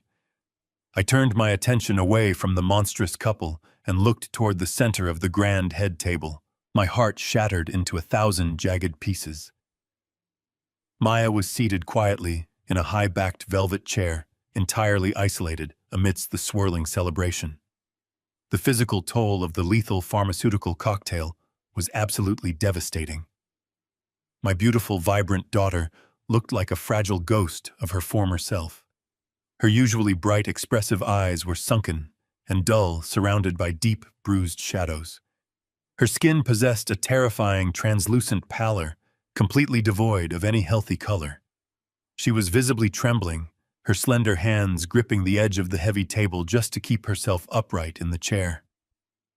She looked utterly exhausted, lost in a suffocating chemical haze that prevented her from recognizing the imminent danger surrounding her. I wanted to rush forward, tear her away from that table, and carry her out of the building. But I caught a subtle, fleeting movement out of the corner of my eye. A tall man dressed as a catering captain adjusted his earpiece. Near the back wall, a technician managing the ambient lighting subtly shifted a hidden camera lens. Marcus and his federal agents were in position entirely invisible to the untrained eye. The trap was armed and waiting. I had to hold my ground. I walked over to the head table and took my designated seat next to my daughter. Maya turned her head slowly, her movements sluggish and profoundly uncoordinated. She offered me a faint, trembling smile, whispering that she was glad I was there. I gently squeezed her cold, clammy hand silently, promising her that the nightmare was almost over. The lavish multi-course dinner began a parade of exquisite culinary creations that tasted like ash in my mouth. The elite guests laughed and drank completely oblivious to the lethal stakes playing out at the front of the room. Preston held court, charming the table with his fabricated tales of generational wealth and corporate success. He played the role of the devoted partner flawlessly, occasionally leaning over to kiss Maya's pale cheek or whisper false comforts into her ear. Every affectionate gesture he made was a calculated move to reinforce his perfect alibi. I sat quietly, eating nothing, my eyes fixed firmly on the white tablecloth. I played the broken, isolated father with absolute unwavering discipline. I let the minutes stretch into hours, waiting with the cold patience of a sniper for the designated target to step into the crosshairs. As the final dessert plates were cleared away by the undercover federal agents, the ambient noise in the ballroom began to naturally settle. Preston elegantly rose from his chair, a fresh glass of champagne held high in his right hand. He tapped his silver spoon against the crystal rim. The ringing instantly captured the room. 150 influential guests fell completely silent, turning their expectant faces toward the head table. Preston smiled warmly, his charismatic gaze sweeping across the gathered crowd, before finally resting entirely on me. He spoke with a booming, theatrical voice that echoed off the high ceilings. He announced that before the dancing began, my wonderful father-in-law had a special, profound gift to officially present to the new couple. He proclaimed it was the formal signing of the family trust. Preston reached inside his tailored jacket and produced a thick, leather-bound portfolio. He slid the lethal medical power of attorney and a heavy gold pen slowly across the polished wood, directly toward my hands. The entire room watched in absolute silence. The heavy gold pen felt cold and foreign against the rough calluses of my aging fingers. I picked it up, slowly turning it over in my hand, as if evaluating the sheer weight of the metal. The entire room remained suspended in a breathless, expectant silence. 150 influential pairs of eyes were completely fixed on me, waiting for the defeated patriarch to officially sign away his empire and retreat into the shadows. I looked up from the leather-bound portfolio and shifted my gaze toward my daughter. Maya was slumping sideways in her velvet chair, her eyelids fluttering heavily, as she fought a losing battle against the massive dose of invisible pharmaceutical sedatives coursing through her bloodstream. She was entirely oblivious to the fact that the document resting in front of me was a legally binding death warrant designed to orchestrate her murder on a freezing European mountain. I tore my eyes away from her pale, fragile face and looked directly at Preston. He was leaning forward over the white tablecloth, his immaculate posture betraying a deeply primal, predatory hunger. He was practically salivating, his dark eyes tracking the gold pen in my hand with an intense, intoxicating greed. He believed he had calculated every variable, anticipating my emotional surrender and exploiting my parental love to secure his $10 million payout. Valerie sat beside him, mirroring his poorly concealed anticipation, her fingers tightly gripping the stem of her champagne flute. They were waiting for the final definitive stroke of ink that would cement their ultimate victory. I let the silence stretch for another agonizing moment, holding their gaze with a perfectly blank expression. I did not rush. I allowed the heavy, suffocating pressure of the room to build until it felt almost tactile. I slowly shifted my chair back, the wooden legs scraping loudly against the polished marble floor. I stood up to my full height, straightening my shoulders and shedding the meticulously crafted illusion of the tired, broken old man. I reached across the table and pulled the slender silver stem of the floral centerpiece microphone closer to my mouth. I knew Marcus and his entire team of undercover federal agents were listening through their hidden earpieces, waiting for the precise audio trigger to launch the sting operation. I tapped the microphone twice.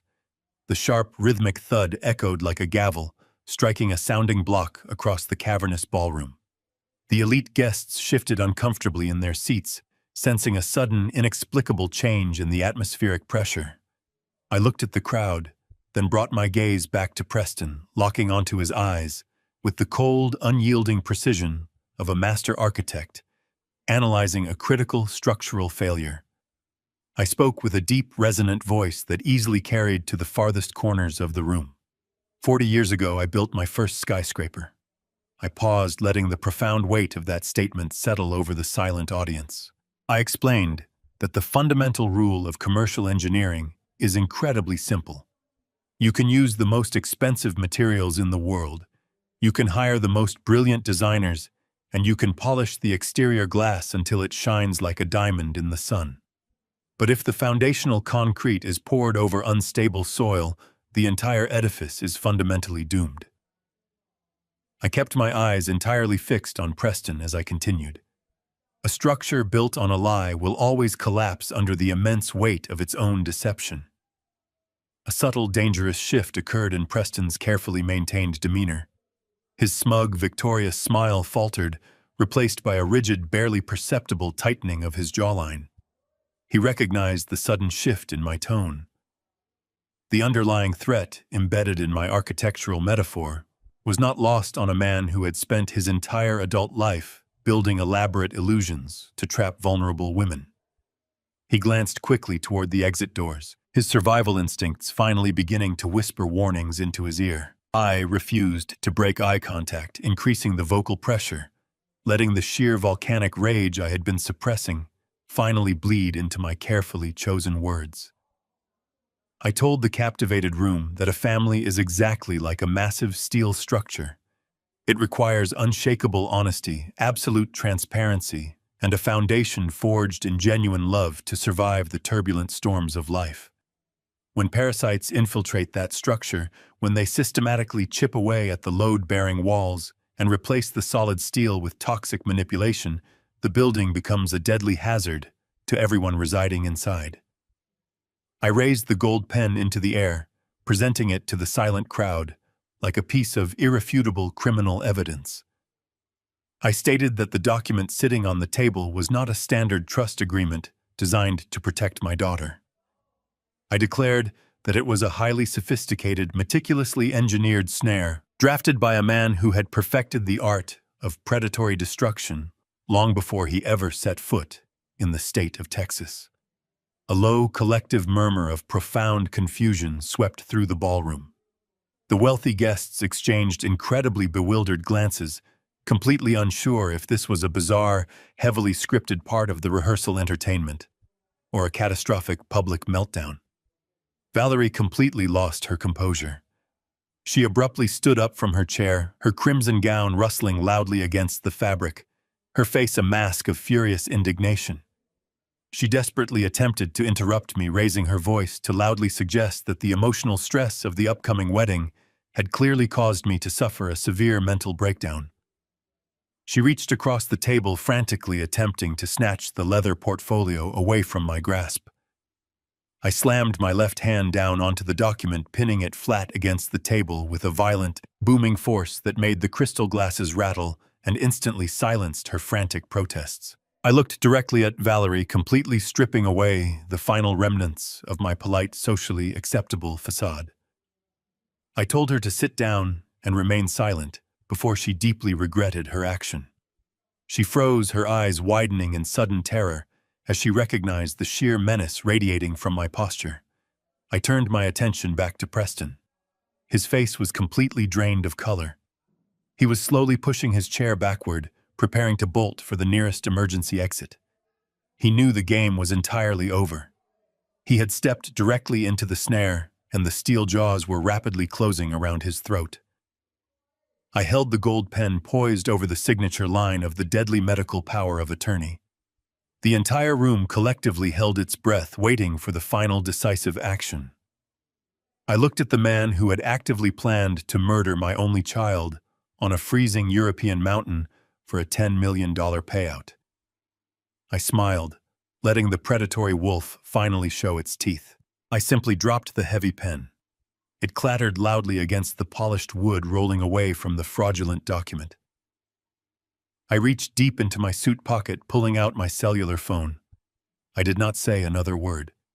I stared into Preston's panicked eyes and deliberately tapped one button on the illuminated screen.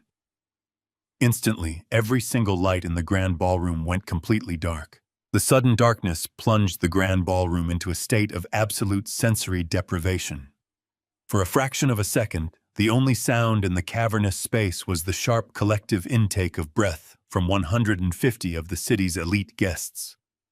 The sudden absence of the glittering chandeliers left a heavy, suffocating weight hanging over the white tablecloths. I remained standing perfectly still in the pitch black, my eyes adjusting rapidly to the absence of light.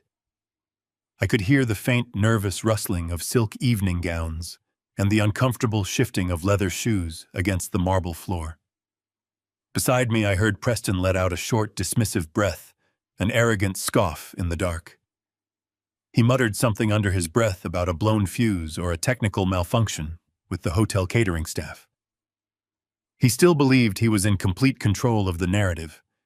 He still thought this was nothing more than an inconvenient interruption to his flawless victory lap. He had absolutely no idea that I had just detonated the explosive charges beneath his carefully constructed foundation. Then a low mechanical hum began to vibrate from the ceiling above the far end of the room. It was the heavy rhythmic whir of the massive ceiling-mounted digital projector powering on. A blinding high-definition beam of pure white light sliced through the darkness, cutting directly over the heads of the bewildered guests and striking the massive canvas screen positioned directly behind the head table. The sudden illumination cast long, distorted silhouettes across the walls. The crowd murmured in anticipation, shifting in their seats, expecting a romantic montage of the happy couple. They were waiting for a carefully curated slideshow of smiling vacations, sunset dinners, and manufactured memories. Instead, the very first image that flashed onto the massive screen was a high-resolution scan of a legal document, magnified so largely that the crisp black text was entirely legible from the absolute back row of the dining hall. The bright light washed over the upturned faces of the audience, illuminating their expressions of polite curiosity. It took exactly 3 seconds for the collective realization to set in. The document projected behind us was the marriage certificate from Clark County, Nevada. The names, Thomas Vance and Valerie Vance, were printed in bold, undeniable letters directly above their legal signatures, accompanied by the official government seal and the filing date from 8 years ago. A sharp, unified gasp erupted from the center of the room. It rolled through the crowd like a shockwave, a physical manifestation of their sudden, jarring comprehension. The influential politicians, the wealthy developers, and the high society patrons sat frozen, their champagne flutes hovering forgotten in the air. The illusion of the supportive, loving older sister was instantly shattered, broadcasted in 10-foot-high letters for the entire city to witness. I turned my head slowly to look at Valerie. The projected light painted her face in a harsh, unflattering glow. She was staring at the screen with her mouth hanging open, the color rapidly draining from her cheeks until her skin resembled chalk. She looked like a trapped animal, paralyzed by the sudden blinding spotlight. Preston jumped out of his chair, sending it crashing backward onto the floor. He desperately began waving his arms, shouting into the darkness for someone to cut the power, claiming it was a malicious prank or a terrible forgery. But his smooth, charismatic voice was now laced with a shrill, unmistakable thread of pure panic. The mask was slipping, cracking under the immense pressure of public exposure. I ignored his frantic shouting and kept my hand resting casually inside my pocket. I pressed the small button on my phone a second time. The projector clicked loudly, advancing the presentation to the next slide. The marriage certificate vanished instantly, replaced by a split screen. On the left side was the grainy Florida newspaper clipping, detailing the tragic honeymoon drowning of a wealthy heiress. On the right side was the official medical examiner's autopsy report, clearly highlighting the massive presence of heavy sleep aids in the victim's bloodstream. The headline declaring the grieving husband's survival was magnified, and an arrow pointed directly from the name Thomas Vance in the police report to a high-quality, undeniable photograph of Preston standing on that Miami dock 2 years ago. The murmurs in the ballroom escalated into loud, frantic whispers. The guests were no longer just confused.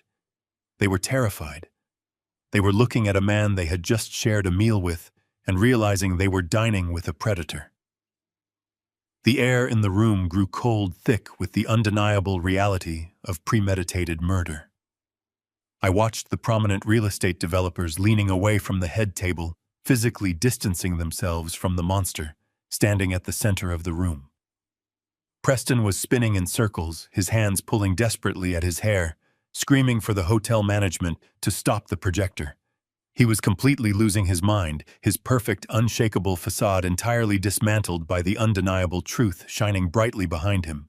I pressed the button on my phone for the third and final time. The screen flashed again, delivering the fatal, crushing blow. The image shifted to the certified toxicological report from Dr. Eris Thorne. The stark clinical text detailed the exact chemical breakdown of the massive dose of beta blockers and hypnotic sedatives. Positioned directly next to the laboratory results was a crystal-clear photograph of the blue capsules sitting inside the amber prescription bottle labeled Maya's Supplements. The text on the screen clearly explained how the chemical cocktail was specifically engineered to induce a massive cardiac arrest at high altitudes, mimicking a natural tragic death in the mountains. The ballroom erupted into absolute uncontained chaos. Chairs were shoved aside as guests scrambled to their feet. Shouts of horror and disbelief echoed against the high ceilings. Women covered their mouths and men yelled for someone to call the police. The elegant, sophisticated rehearsal dinner had been instantly transformed into a terrifying theater of criminal exposure. But the most profound reaction did not come from the wealthy crowd. It came from the empty chair next to me. The sudden screaming, the blinding light from the projector, and the chaotic energy vibrating through the room finally pierced the heavy, suffocating chemical fog enveloping my daughter's mind. The massive spike of pure adrenaline cut through the heavy sedatives. Maya's head snapped up. Her breathing became rapid and shallow. She braced her hands against the polished wood of the table, her knuckles turning white, as she forced herself to sit completely upright. She slowly turned her head, her sunken, exhausted eyes tracing the massive letters on the bright screen. She read the toxicologist's report. The devastating reality crashed down upon her, shattering the beautiful manufactured illusion of her perfect romance. She turned her gaze away from the screen and looked directly at the man she had planned to marry. Preston stood frozen at the head table.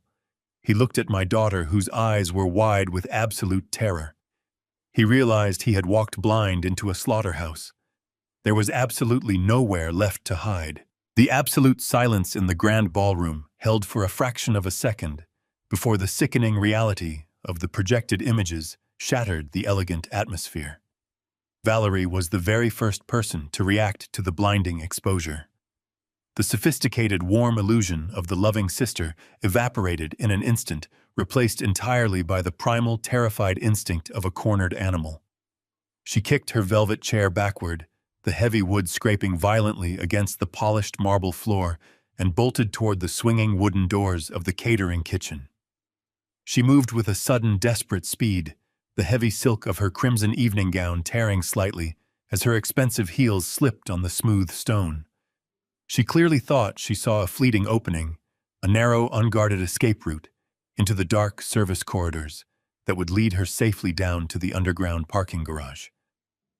But she had severely underestimated the ironclad perimeter I had quietly established around the room. As her hands crashed desperately against the swinging doors, a massive, unyielding shadow stepped directly into her path. It was Victor. He did not issue a verbal warning, nor did he attempt to read her constitutional rights. He simply reached out with one massive calloused hand, grabbed the thick fabric of her expensive dress right at the shoulder, and spun her around with terrifying, unstoppable momentum. He slammed her back against the reinforced structural wall with a heavy, sickening thud. The breath left her lungs in a sharp, painful gasp. Victor pinned her securely there, his face an impenetrable mask of cold, professional fury, effectively neutralizing her frantic escape before she even made it out of the chaotic dining room. The surrounding elite guests screamed and scattered in blind panic. I did not waste a single glance on Valerie. My eyes remained entirely locked on Preston. The devastating, undeniable realization of his absolute defeat triggered a horrifying, physical transformation. His handsome, charismatic facade literally melted away right in front of my eyes, revealing the psychotic, cold-blooded killer hiding underneath the expensive tuxedo. His jaw clenched so tightly I could practically hear the violent grinding of his teeth over the rising screams of the crowd. The smooth, calculated suitor who had so easily charmed his way into my daughter's vulnerable life was completely gone, replaced by a cornered predator, suddenly realizing the steel trap had irrevocably closed around his neck. He looked wildly at the massive projector screen displaying his past crimes, then looked down at the heavy gold pen resting uselessly on the white tablecloth. The federal agents posing as catering waiters and lighting technicians were slowly closing the perimeter, moving purposefully through the panicked, scattering crowd, with their hands hovering dangerously near their concealed weapons. Preston knew he was completely surrounded, but his supreme pathological arrogance refused to let him surrender quietly. A feral, guttural scream ripped from his throat, a horrifying sound completely devoid of any human empathy or rational thought. He planted his large hands firmly on the white tablecloth and vaulted directly over the head table, sending heavy silver cutlery, crystal champagne flutes, and elaborate floral arrangements crashing violently to the floor. He lunged directly at me, his fingers curled into tight, murderous fists, aiming to tear me apart in a final desperate act of violent retaliation. He fully expected me to cower in fear, to shrink back in terror, like the defeated, broken old man I had expertly pretended to be all evening long. I did not flinch. I did not step back, and I absolutely did not raise my hands in a defensive posture. Throughout the entire agonizing evening, I had been leaning heavily on a thick, solid oak walking cane to physically sell the deceptive illusion of my rapidly declining health and extreme physical vulnerability. Preston had completely dismissed the heavy cane as a pathetic, necessary prop of my advancing old age. He was fundamentally, fatally wrong. It was a perfectly weighted, incredibly dense structural weapon. As he rapidly closed the short distance between us, his handsome face contorted in blind, murderous rage, I smoothly shifted my body weight and planted my feet with the steady, grounded balance of a seasoned master builder. I gripped the polished brass handle of the heavy cane tightly with both hands, pivoted my hips, and swung the solid oak shaft with every single ounce of physical strength I possessed. I did not aim for his head or his broad chest. I mathematically calculated the exact downward trajectory required to completely neutralize his forward momentum. The heavy wood struck him squarely across the fragile side of his left kneecap. The physical impact was absolutely deafening, a sharp structural crack of breaking bone that clearly echoed above the screaming crowd. Preston's violent forward momentum abruptly collapsed. The complex joint entirely shattered under the immense unyielding force of the targeted blow. His furious scream of rage instantly morphed into a high-pitched, agonizing howl of pure physical pain as his leg buckled violently beneath him. He crashed incredibly hard onto the cold marble floor, completely incapacitated, desperately clutching his ruined knee as the undercover federal agents immediately surged forward from the surrounding shadows. The federal operatives rapidly swarmed the front of the dining room, their voices booming with absolute authority, directing the remaining terrified guests to stay back and ordering Preston to remain completely still on the ground. The bright flashing red and blue lights of multiple local police cruisers suddenly illuminated the tall glass windows of the grand ballroom, casting shadows across the beautifully decorated walls. The massive snare had sprung with flawless mechanical precision. But even as he lay writhing on the cold stone floor, entirely surrounded by armed federal law enforcement officers, Preston's arrogance simply refused to die. He looked up at me, his face pale and contorted in pure physical agony, panting heavily through his tightly clenched teeth. He sneered, attempting a pathetic imitation of his former smug superiority. He violently spat the desperate words out into the air, trying to reclaim some tiny fraction of situational control. He yelled at the top of his lungs that I had absolutely nothing on him. He screamed that I was merely a crazy, paranoid old man who had just viciously assaulted him in front of over 100 credible witnesses. He pointed a violently trembling finger at the dark leather portfolio, resting entirely undisturbed on the white tablecloth above him. He shouted that he did not actually sign anything yet, and without his physical signature firmly written on that fraudulent legal document, I could never legally prove his specific intent to commit federal wire fraud. He truly believed he had successfully found the singular microscopic legal loophole in my engineered snare. I slowly lowered my oak cane, deliberately stepping closer to the edge of the polished table. I leaned down carefully, bringing my mouth just inches away from the silver floral microphone. I looked directly down at the broken, miserable creature bleeding on the floor, and I spoke with a quiet, absolute certainty that crushed the last remaining breath from his lungs. I simply stared right down into his pathetic eyes and firmly stated, "Oh, but you did." The sharp feedback of the microphone echoed through the massive ballroom as my words hung in the chilling air. The face of Preston contorted in a grotesque mixture of physical agony and absolute confusion. He clutched his shattered knee, his chest heaving as he stared up at me from the cold marble floor. He desperately tried to process what I had just said, his mind racing to find the logical flaw in my statement. He wheezed through his teeth, demanding to know what I meant, insisting once again that his signature was not on any binding contract. I stepped around the wreckage of the silver cutlery and crystal champagne flutes scattered across the floor. I looked down at the pathetic predator writhing at my feet and delivered the final crushing blow to his crumbling foundation. I spoke with the calm, measured cadence of a man who had successfully reinforced a load-bearing wall against a Category 5 hurricane.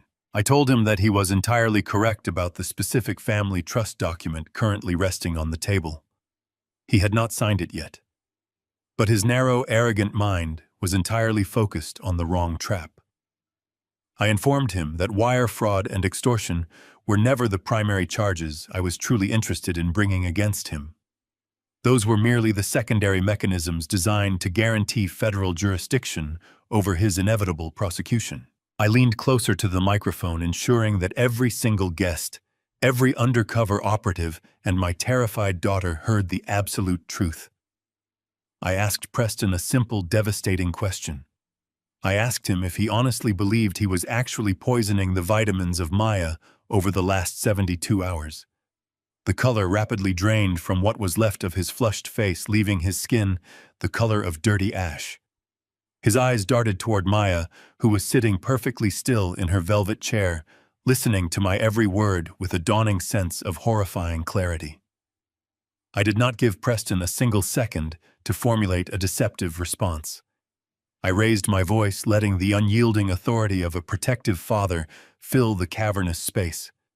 I revealed that I had broken into their supposedly impenetrable luxury penthouse 3 days ago, while they were completely distracted by their fraudulent wedding preparations. I explained how easily I had bypassed his expensive, military-grade smart lock, circumvented his security cameras, and located the hidden steel safe concealed behind the false drywall in his private home office. I watched the absolute terror finally eclipse the pain in the dark eyes of Preston. He suddenly understood the catastrophic magnitude of his miscalculation. I detailed how I had carefully cracked the mechanical dial of his fireproof safe, extracting the cheap plastic tray hidden inside. I told him I had found the amber prescription bottle labeled with the name of my daughter.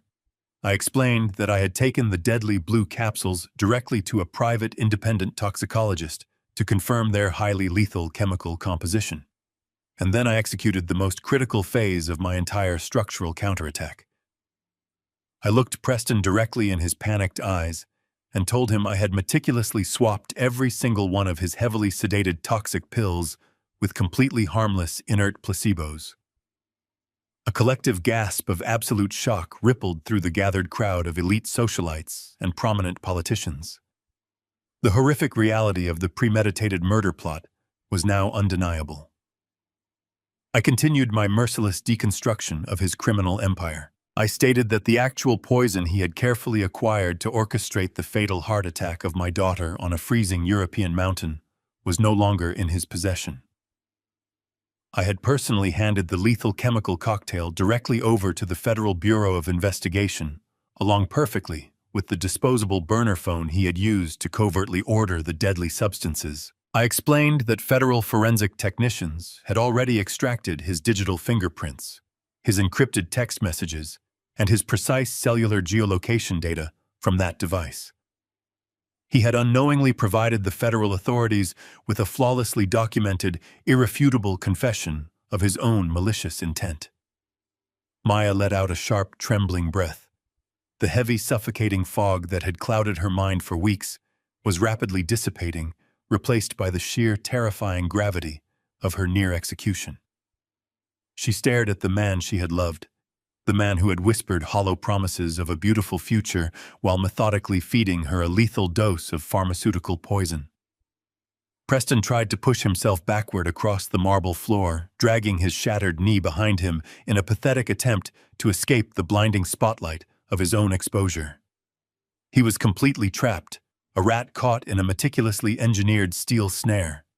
Before Preston could formulate a final desperate lie, the heavy double oak doors at the rear entrance of the grand ballroom burst violently open. The loud resounding crash echoed like a thunderclap, instantly shattering the remaining tension in the room. A dozen heavily armed federal agents stormed into the elegant dining hall. Their dark tactical gear struck a sharp, terrifying contrast against the formal evening attire of the panicked guests.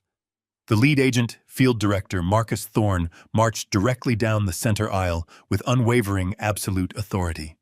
He pointed a commanding finger at the bleeding man on the floor and ordered his operatives to secure the primary suspect immediately.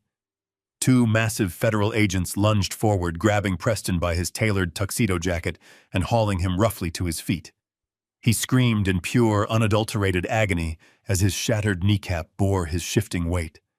They slammed him face first against the polished mahogany of the head table, forcing his arms aggressively behind his back. The sharp metallic click of heavy steel handcuffs locking around his wrists echoed through the silent room with absolute finality. Preston thrashed wildly against their iron grip, his former charismatic composure entirely replaced by the frantic, pathetic flailing of a defeated criminal. He screamed desperately, hurling vicious, incoherent threats into the air, as his entire fraudulent life was completely, irreversibly destroyed. Simultaneously, a second tactical team converged on the dark service corridor near the catering kitchen. The heavy swinging doors flew open as Victor forcefully marched Valerie back inside. Valerie was pushed into the main ballroom. Her beautiful crimson evening gown was torn, her perfectly styled hair completely disheveled. She was screaming frantically, fighting against the heavy steel cuffs securing her wrists, demanding to speak to a lawyer. The federal agents ignored her completely hysterical protests, flanking her sides and forcefully marching her toward the main exit alongside her fake brother. They were both dragged away into the flashing red and blue lights of the waiting police cruisers, their elaborate deadly masquerade permanently terminated. I turned my full attention away from the departing criminals and looked down at my daughter. Maya was trembling violently, her pale hands clutching the edges of the white tablecloth.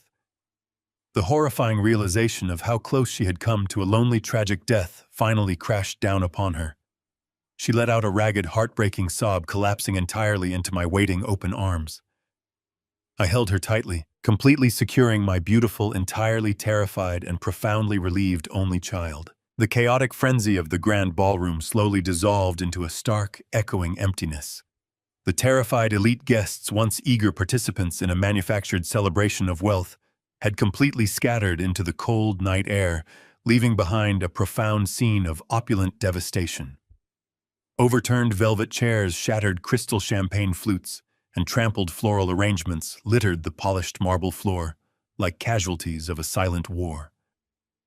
The heavy double oak doors remained propped wide open, allowing the cool, sobering draft from the hotel lobby to finally sweep away the lingering scent of expensive cologne and artificial sweetness. A small, highly disciplined team of federal agents lingered near the catering kitchen, meticulously bagging the fraudulent legal documents and securing the ruined tables as formal, irrefutable evidence. The bright, flashing red and blue lights of the local police cruisers had faded from the towering glass windows, replaced by the steady, unyielding glow of the distant city skyline, a testament to the enduring reality that existed far beyond this isolated nightmare. I remained seated at the head table, the epicenter of the shattered illusion, wrapping my suit jacket securely around the trembling shoulders of my daughter. The massive digital projector behind us had been powered down, plunging the massive canvas screen back into absolute forgiving darkness. Maya leaned her heavy head against my chest, her breathing finally slowing to a steady, natural rhythm as the last remaining traces of the lethal sedatives were slowly metabolized by her exhausted system. The nightmare had been forcefully, permanently terminated. We were completely alone in the cavernous room, surrounded by the physical wreckage of a perfectly executed deception, but the suffocating atmospheric pressure had been entirely lifted. Maya shifted slightly, her pale hands reaching up to grasp the fabric of my lapel. She lifted her head, her beautiful, expressive eyes searching my face with a heartbreaking mixture of profound gratitude and overwhelming guilt. Tears streamed silently down her cheeks, catching the dim ambient light from the foyer. She spoke with a fragile, trembling voice, the words catching painfully in her dry throat. She apologized. She repeated the word over and over, burying her face into my chest, weeping for the beautiful lie she had so desperately wanted to believe. She told me she was incredibly sorry for pushing me away during the last 6 months, for dismissing my valid concerns, and for blindly accusing me of being a jealous, paranoid old man who simply refused to let her grow up. She confessed that Preston had systematically isolated her, filling her head with subtle, poisonous whispers that I was trying to control her inheritance and ruin her happiness. She sobbed, her small frame shaking violently, asking how she could have been so incredibly foolish, how she could have looked into the eyes of a cold-blooded killer every single day and seen nothing but a devoted, loving partner. I gently stroked her hair, kissing the top of her head, with a fierce, unconditional love that transcended any temporary anger or past misunderstanding. I kept my voice low, steady, and infinitely reassuring, anchoring her firmly to the present reality. I told her that she had absolutely nothing to apologize for. I explained that predators like Preston and Valerie did not select their victims because those victims were weak or foolish. They targeted people like her precisely because she possessed a kind, trusting, and beautifully empathetic heart. They weaponized her best qualities, using her inherent goodness as a blindfold to completely obscure their true malevolent intentions from her sight. I tilted her chin up, forcing her to meet my gaze. I told her that my only job in this entire world, from the very first moment I held her in the hospital delivery room, was to be her unyielding shield. I stated that a father does not stop protecting his child just because the child believes they are perfectly safe. I explained that I would gladly tear down every single skyscraper I had ever built, burn my entire fortune to ash, and willingly step into the line of fire 1,000 times over to ensure that she drew her next breath. The immense, crushing weight of the last 3 days finally lifted from my shoulders as I watched the genuine comprehension and profound relief settle into her exhausted features. She wrapped her arms around my neck, holding me with a desperate, crushing strength, finally anchoring herself to the only man in her life who had never lied to her. We sat together in the silent, ruined ballroom for another hour, allowing the pure adrenaline to completely fade from our systems. A quiet, respectful federal agent eventually approached the table politely, informing us that our formal statements had been fully processed, and we were officially cleared to return to our private estate. I nodded, thanking him for his absolute professionalism. I stood up slowly, leaning my weight onto my solid oak cane, the adrenaline crash finally reminding my aging joints of the severe physical toll of the evening. I extended my free hand to Maya. She took it firmly, her grip steady and remarkably strong. Together we slowly navigated through the chaotic debris of the rehearsal dinner, walking past the shattered remnants of a deadly illusion and stepping out through the grand arched entrance. We walked through the luxurious hotel foyer, our footsteps echoing softly against the polished marble, leaving the dark, treacherous chapter of our lives permanently behind us. We stepped out through the towering glass doors and into the crisp, refreshing night air of downtown Dallas, taking deep, cleansing breaths that filled our lungs with the undeniable sensation of total freedom. The dark, menacing storm that had threatened to completely consume our family had finally passed, leaving behind a clear, brilliant sky illuminated by 1,000,000 distant stars. The extensive generational fortune I had spent my entire life building was completely secure, entirely insulated from the greedy, blood-stained hands of predatory monsters. The highly complex trust documents and the lethal medical power of attorney had been permanently seized as prime federal evidence destined to rot in an evidence locker for eternity. Preston and Valerie were currently sitting in cold, isolated federal interrogation rooms, facing a towering mountain of irrefutable, completely damning physical evidence. The federal prosecutors were already preparing a massive indictment that included multiple counts of attempted murder, interstate wire fraud, and severe conspiracy charges. They were staring down the absolute certainty of serving out the remainder of their miserable lives in a grim, maximum security federal penitentiary without the slightest possibility of parole. Their names would be entirely erased from our history, reduced to a brief, terrifying cautionary tale. I looked over at my daughter as the valet brought my car around to the grand entrance. The brutal, unforgiving ordeal had stripped away her naivete, but it had not broken her spirit. The profound bond between a father and his daughter had been tested by the most absolute malicious evil imaginable, and it had emerged from the searing fire forged in unbreakable pure steel. We climbed into the quiet safety of the waiting car, completely ready to finally go home and safely begin the rest of our lives. A full year has passed since that remarkably dark, chaotic night in downtown Dallas, and the quiet, comforting peace has finally returned to our silent estate.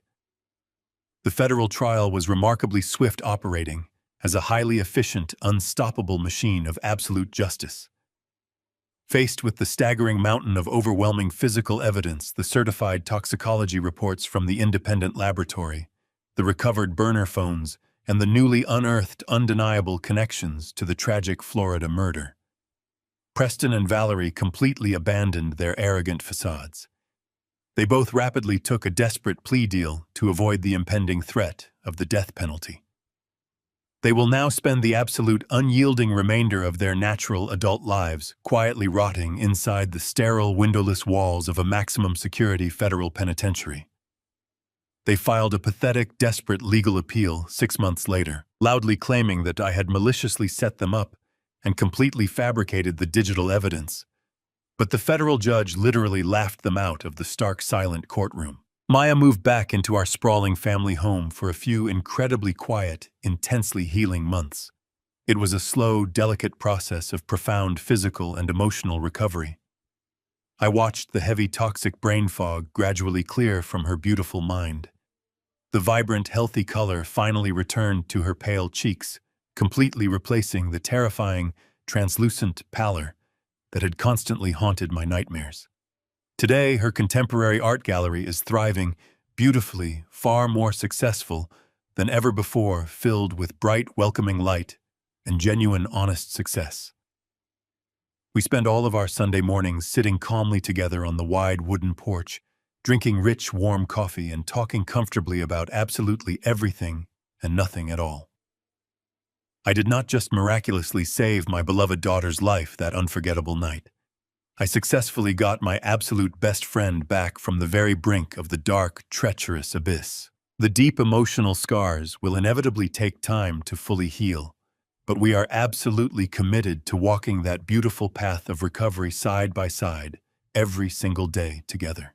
There is also a very specific, deeply personal detail I must clearly mention regarding Dominic, the brilliant, highly observant master tailor who physically pushed me into that cramped fitting room and forcefully demanded that I listen to the horrifying truth. That brave, inherently good man has never had to pay for a single round of drinks or a decent hot meal in this entire sprawling city ever again. I personally made absolutely sure of that small, righteous, incredibly important detail. Sometimes the vast, unpredictable universe suddenly hands you a profound, life-saving miracle tightly wrapped inside a terrifying, unbearable nightmare. When that incredibly rare moment arrives, you must never panic. You simply have to stay perfectly quiet, listen carefully to the hidden, malicious whispers of the enemy, and meticulously prepare your definitive structural counterattack. To any fiercely devoted parent out there currently listening to my story right now, I urgently need you to remember one incredibly important fundamental rule. Never let the temporary paralyzing fear of pushing your children away artificially stop you from deeply trusting your ingrained, protective parental gut. Dangerous, calculating, incredibly patient predators absolutely do not come clearly marked with obvious, flashing warning labels. They arrive beautifully disguised as absolutely everything your exceptionally vulnerable child has ever wanted in their entire life. They expertly use charismatic, overwhelming charm as a highly lethal weapon, and they deliberately employ cruel emotional isolation as their primary destructive psychological tool. If a brand new, seemingly charming individual suddenly enters your close family circle, and the established dynamics instantly turn dark and undeniably toxic, if your once vibrant, independent child drastically changes their fundamental behavior and personality, do not just politely step aside and quietly mind your own personal business. You must actively, aggressively investigate the threatening shadows. Ask the incredibly hard, deeply uncomfortable questions that no one else is brave enough to ever ask aloud. It is infinitely better to be temporarily viewed as the unreasonable, paranoid, controlling villain in their young, naive eyes for a single difficult month than to tragically, helplessly mourn their completely avoidable death for the absolute unending rest of your broken life. If this incredibly specific, intense, true story clearly proved to you that a fiercely protective father's unyielding love is the ultimate unbreakable shield against the absolute darkest evils of the modern world, please hit that like button right now. Subscribe to the channel today so you never miss hearing more incredible true stories of unbelievable survival, profound family bonds, and absolute, undeniable justice. Tell me down in the comments section below exactly what specific city you are currently watching this video from today. I sincerely love reading all of your wonderful responses. I will officially see you in the next video. Stay completely safe out there.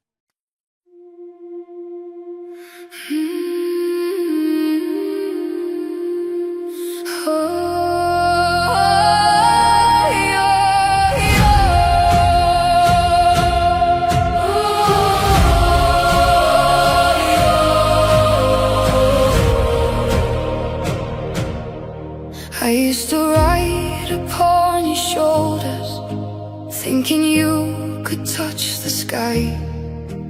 Every road felt less uncertain when I saw the world through your eyes. You were stronger than the mountains, taller than the northern pines. And when the winter winds were coming, you would stand between them and I. Time kept moving like the river, years slipped slowly out to sea. But no matter where life took me, you were always part of me. I am my father's daughter, in every step I take, in every time I choose to stand.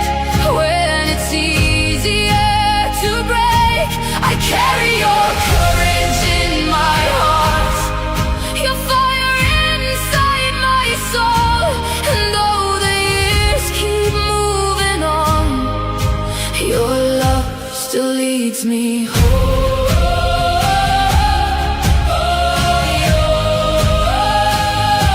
You taught me strength is not in power, but in kindness when it's hard. You taught me how to keep on going when the road grows cold and dark. Every lesson, every story, every laugh around the flame lies within me like an echo, calling softly through my name. And when I face my greatest battles, when I feel I can't go on, I can hear your voice beside me saying, child, you're stronger than you know.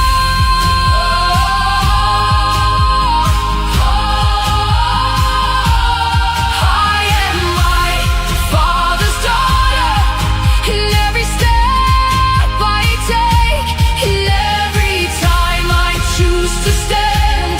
When it's easier to break, I carry your courage in my heart, your fire inside my soul. And though the years keep moving on, your love still leads me home.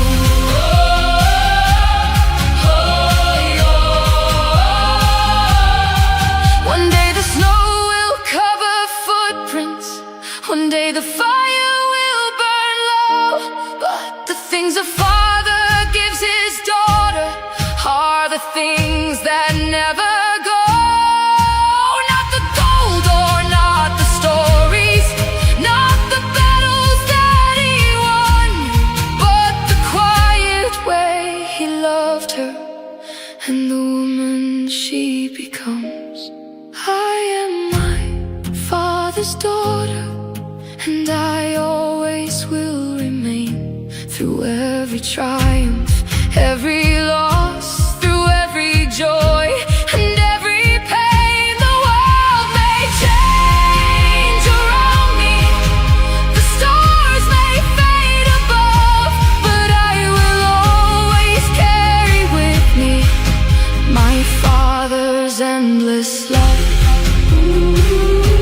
And when they ask me who I am, I'll smile and answer softly.